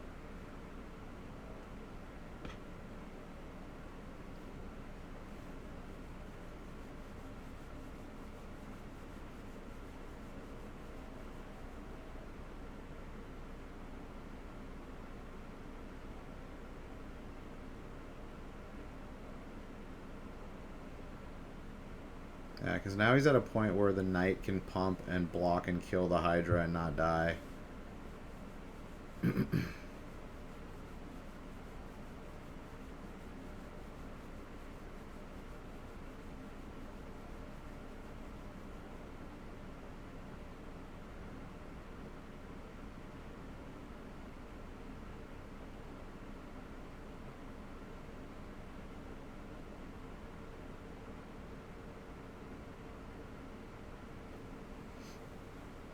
Is he going to get in there with the Knight again?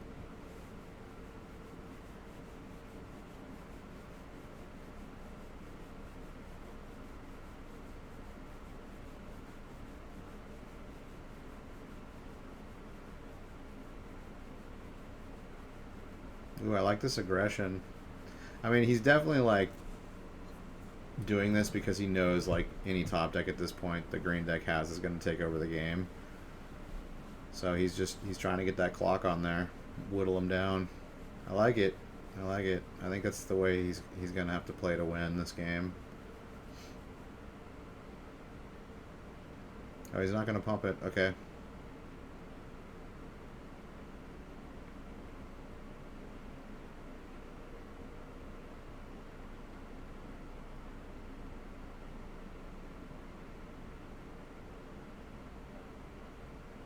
Yeah, he doesn't have enough mana to pump twice. If he draws a... He's got a lot of good draws here. Even if he draws a mana, that just means he can pump both knights. So he's got some insurance there. He can keep attacking.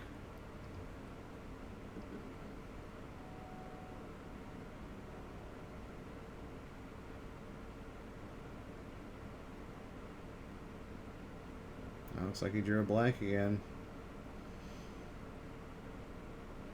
Did not see what he just drew.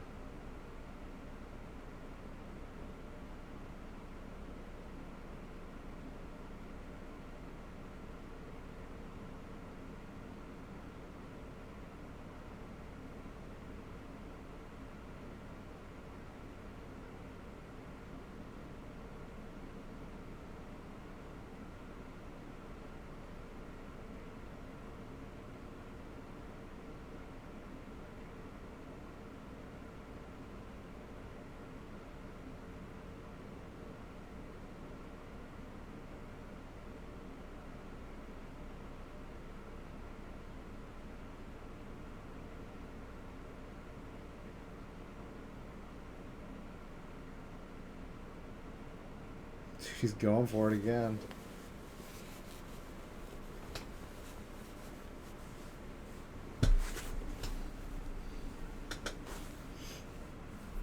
Whittling him down.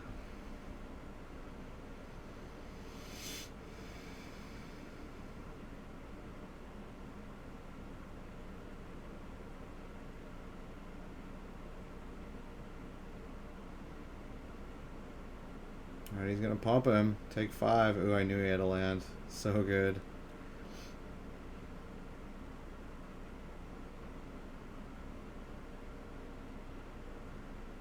Dude, I saw a little head shake there. Oh my god. Did he draw like 3 blanks in a row? Dude, I can't believe Black's gonna win this game. He's been getting pretty lucky in the top 8, I'm not gonna lie. But I do really like the deck, and he has been playing really well, so... I mean, you have to get lucky to win these big tournaments anyways. You gotta be riding real hot, in addition to being able to play really well. Just going with it, man. Yeah, he's starting to chump block now. Ooh, Smuggler's Copter. Dude, he needs to draw something like right now. He's got like 1 turn. Actually, he can double pilot Copter now and drain him for 2. I think it might just be over now. Now that he's got the Copter, he can tap his Night Market Lookouts without attacking him. Wow, he gets another blank. Oh my god. Bro. Oh my god. Feels so bad. This is over. This is straight up over. Just has to turn him side. Just has to double pilot. He might just wait, actually. He might not want to, like... you can just attack with Smuggler's Copter. I don't think that's a big deal.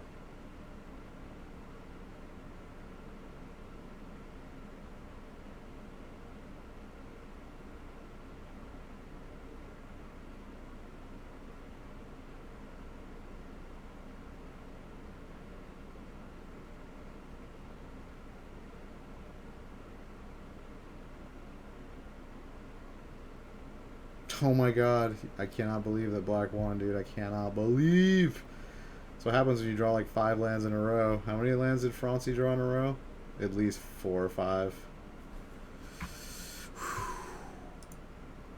Is he just gonna straight up like sweep this up? Go 3-0, 3-1, 3-0? Just do it.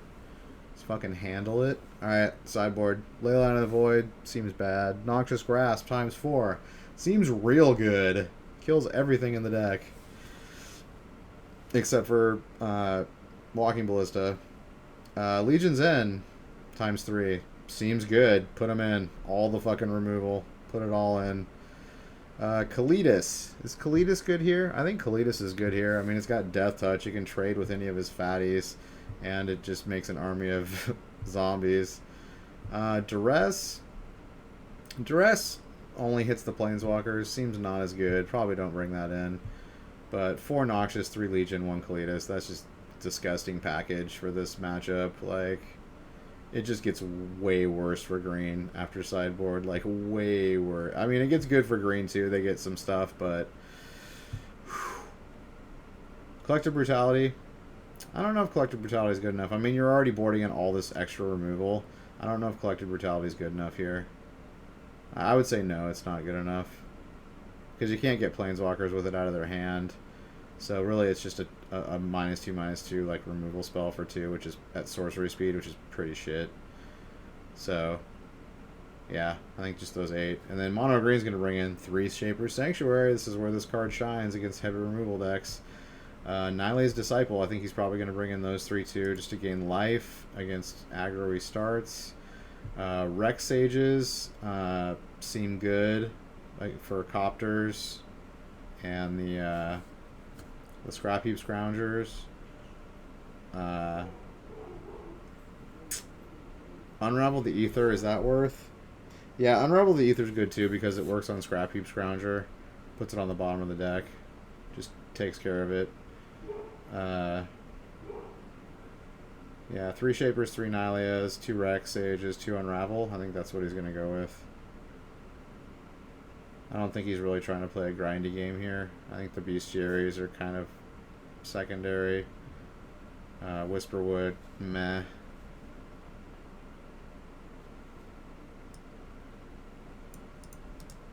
Alright, here we go. Game number 3. I'm going to go pee real quick.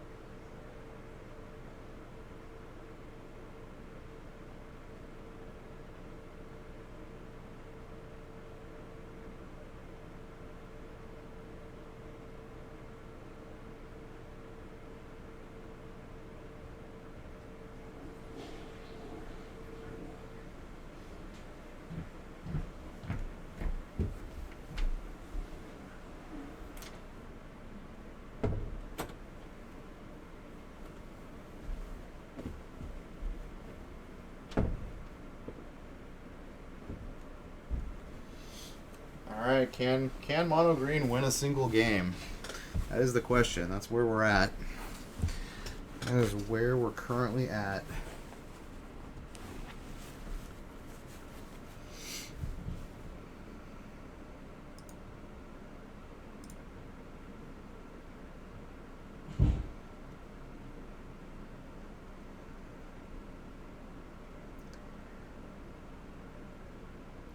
Oof. I saw Noxious Grass, some other removal, couple lands. Yeah, that black deck is just brutal against these creature decks. Brutal.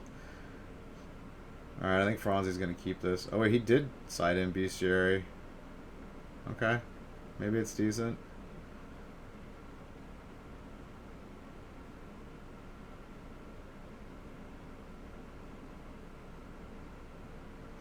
I mean, you gotta remember that this black deck is also an aggro deck. So it gets on the board quick too and starts swinging at you.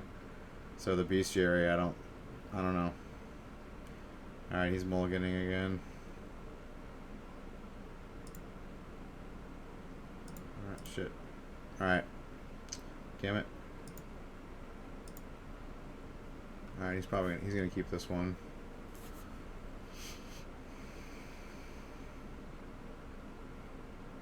Alright, that's a little quicker. Got some elves. Got a burning tree. A couple ballistas.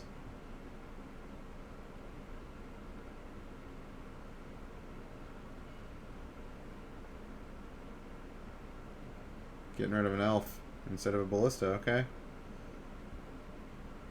He knows he's playing fatal pushes. That's probably why he just expects the first one to die.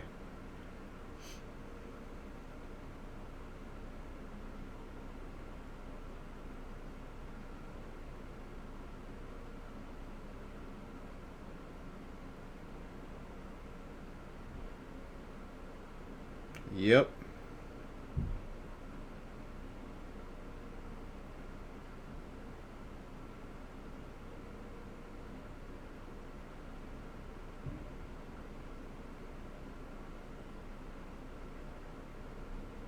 Oh no, he didn't bottom the ballista, he bottomed the elf. Okay.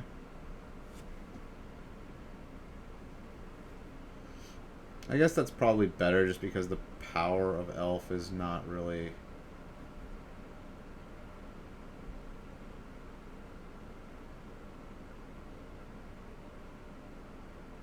good after the start of the game.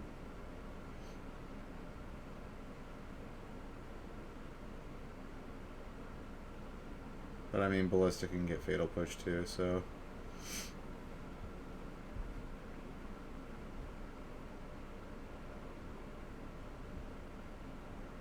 But I think he's looking at more just having more action cards.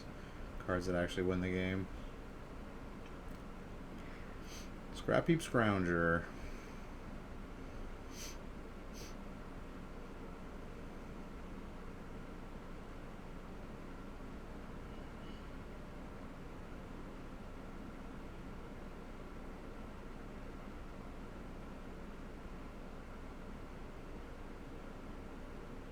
Phew, Thoughtseize.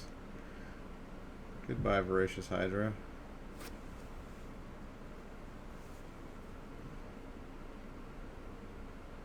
Although maybe he leaves it in Voracious Hydra because he's got Noxious Grasp. Maybe he just takes the Ballista here. Whew, and he drew his third land too. Gross. Firing on all cylinders.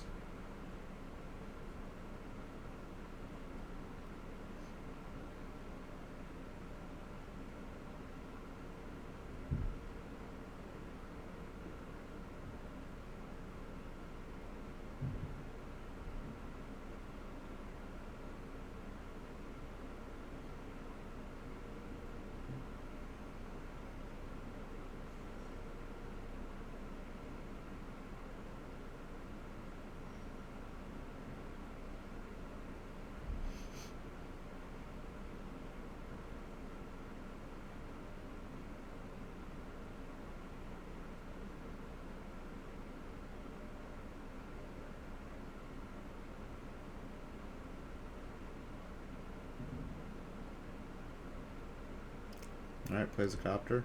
Yeah, he took the Ballista. Ooh, Shapers. Okay, that's a good pull.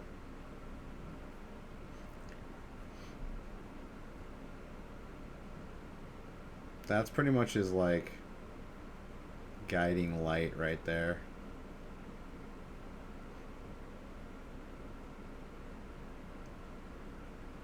Shapers is one of the only card that gives him kind of an edge, but he has to get it early on. If he had had that turn 1, it would have been amazing.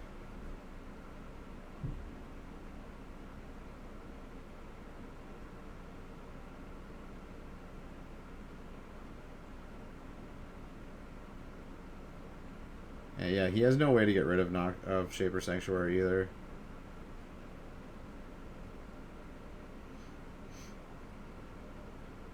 But will it even matter?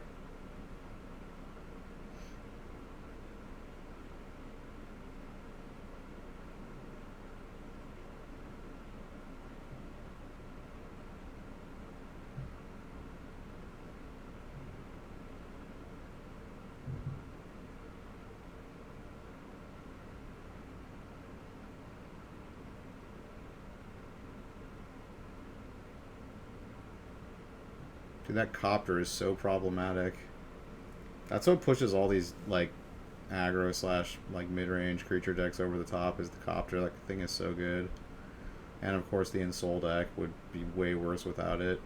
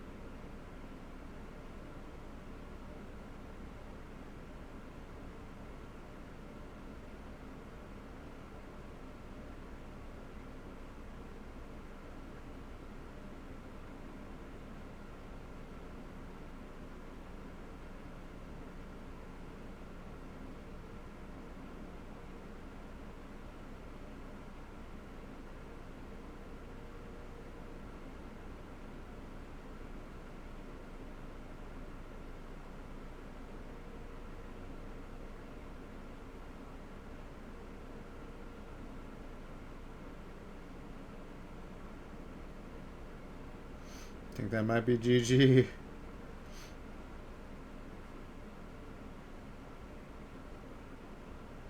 Yeah, I think Bestiary was a bad call to sideboard in. It's just a dead card here.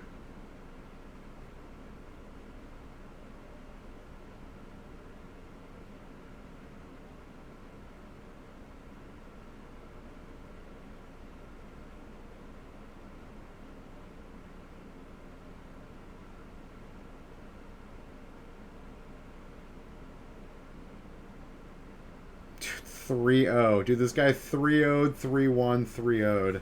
Is this the deck right here? Mono black? Is this it? Dude, what's going on for the rest of this video? Dude, congrats, man. Dude, look at that trophy. That's a badass looking trophy. It's a fatty good looking silver trophy.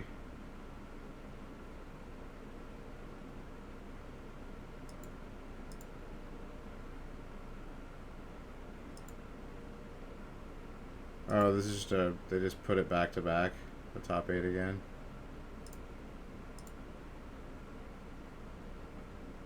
$10K cube draft. This is for 10, dude. This is for 10K. That's kind of cool. 4-color Rakdos. Drafts are not very fun to watch. I guess cube is more fun to watch. Nice. Do they actually have all the cards?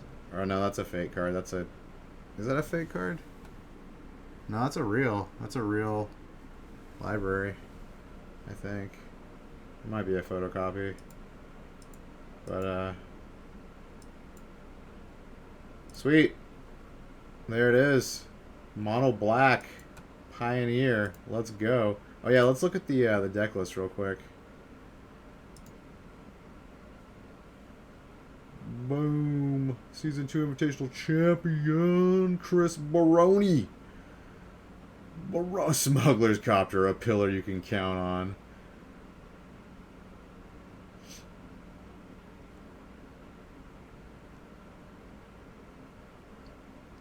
Alright, let's look. Dude, they don't even have legacy deck lists on here anymore. They're just like dropping legacy, like no one wants to play it. Alright. Invitational. Alright. It was mono black aggro. Okay, wait. Dude, there was a mono black aggro that got 9th too. Okay, so it was mono black aggro, 2 mono green. Gruel aggro, Hardened Scales, Golgari Delirium, Isn't in Soul, and Bant Ramp. Okay, I want to see the Delirium deck. Let's look at the Delirium deck. 4 Grimflare, I figured that was in the deck. 2 Murderous Rider, 2 Skoos, 2 Tireless, 2 Courser, 1 Ishkanah, Graph Widow, yes! Let's go. 1 Kalidas, Gear Hulk, 1 Ballista, 2 Liliana, 2 Vraska, 1 Dead Weight, 2 Abrupt Decay, 2 Assassins, 2 Grizzly Salvage, 2 Duress, 4 Thoughtseize, 2 Traverse. Seems cool. And he's not playing Copter.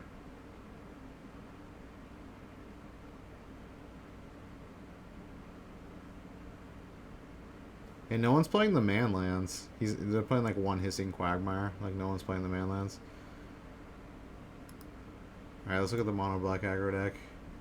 4 Scrappy, 4 dude, 1 Gutter Bones. Gutter Bones. 4, it's all 4 ofs. 3 Rankles. Yeah, dude, the Flyers. It's all about the Flyers. 4 Fatal Push, 4 Thoughtseize. Yeah, dude, his 24 lands, 4 Mutavaults. Seems fucking solid. Seems way fucking solid. Like, yeah. I like it. This deck's sweet. I might just make this deck. Although I have a feeling they might ban Smuggler's Copter. That card might get banned. But then again, if they ban Smuggler's Copter, they're gonna have to ban stuff from like the Ramp and Hardened Scales decks. I feel like they're probably gonna have to ban like one of the. I could actually see them banning like Lana or Elf or something like that, because they have 8 1-drop mana dorks. Actually, 12 if you count the goose, but I mean, the other mana dorks are better. But yeah, there it is. Mono black aggro, baby. I'm so glad that it won. That's awesome, because pretty much it's been green decks that have been putting up all the results on like Moto and stuff, or like most of them, and like they've been banning a lot of green cards because green has just been really strong. But yeah, that's it. Top 8 finished. First major Pioneer tournament ever. And we are here, saw it together. You can watch this video on my YouTube channel. It's going to go up there. It's going to be in HD. It's lock_daddy. You can watch it on my Twitch channel also, which is twitch.tv/lock_daddy.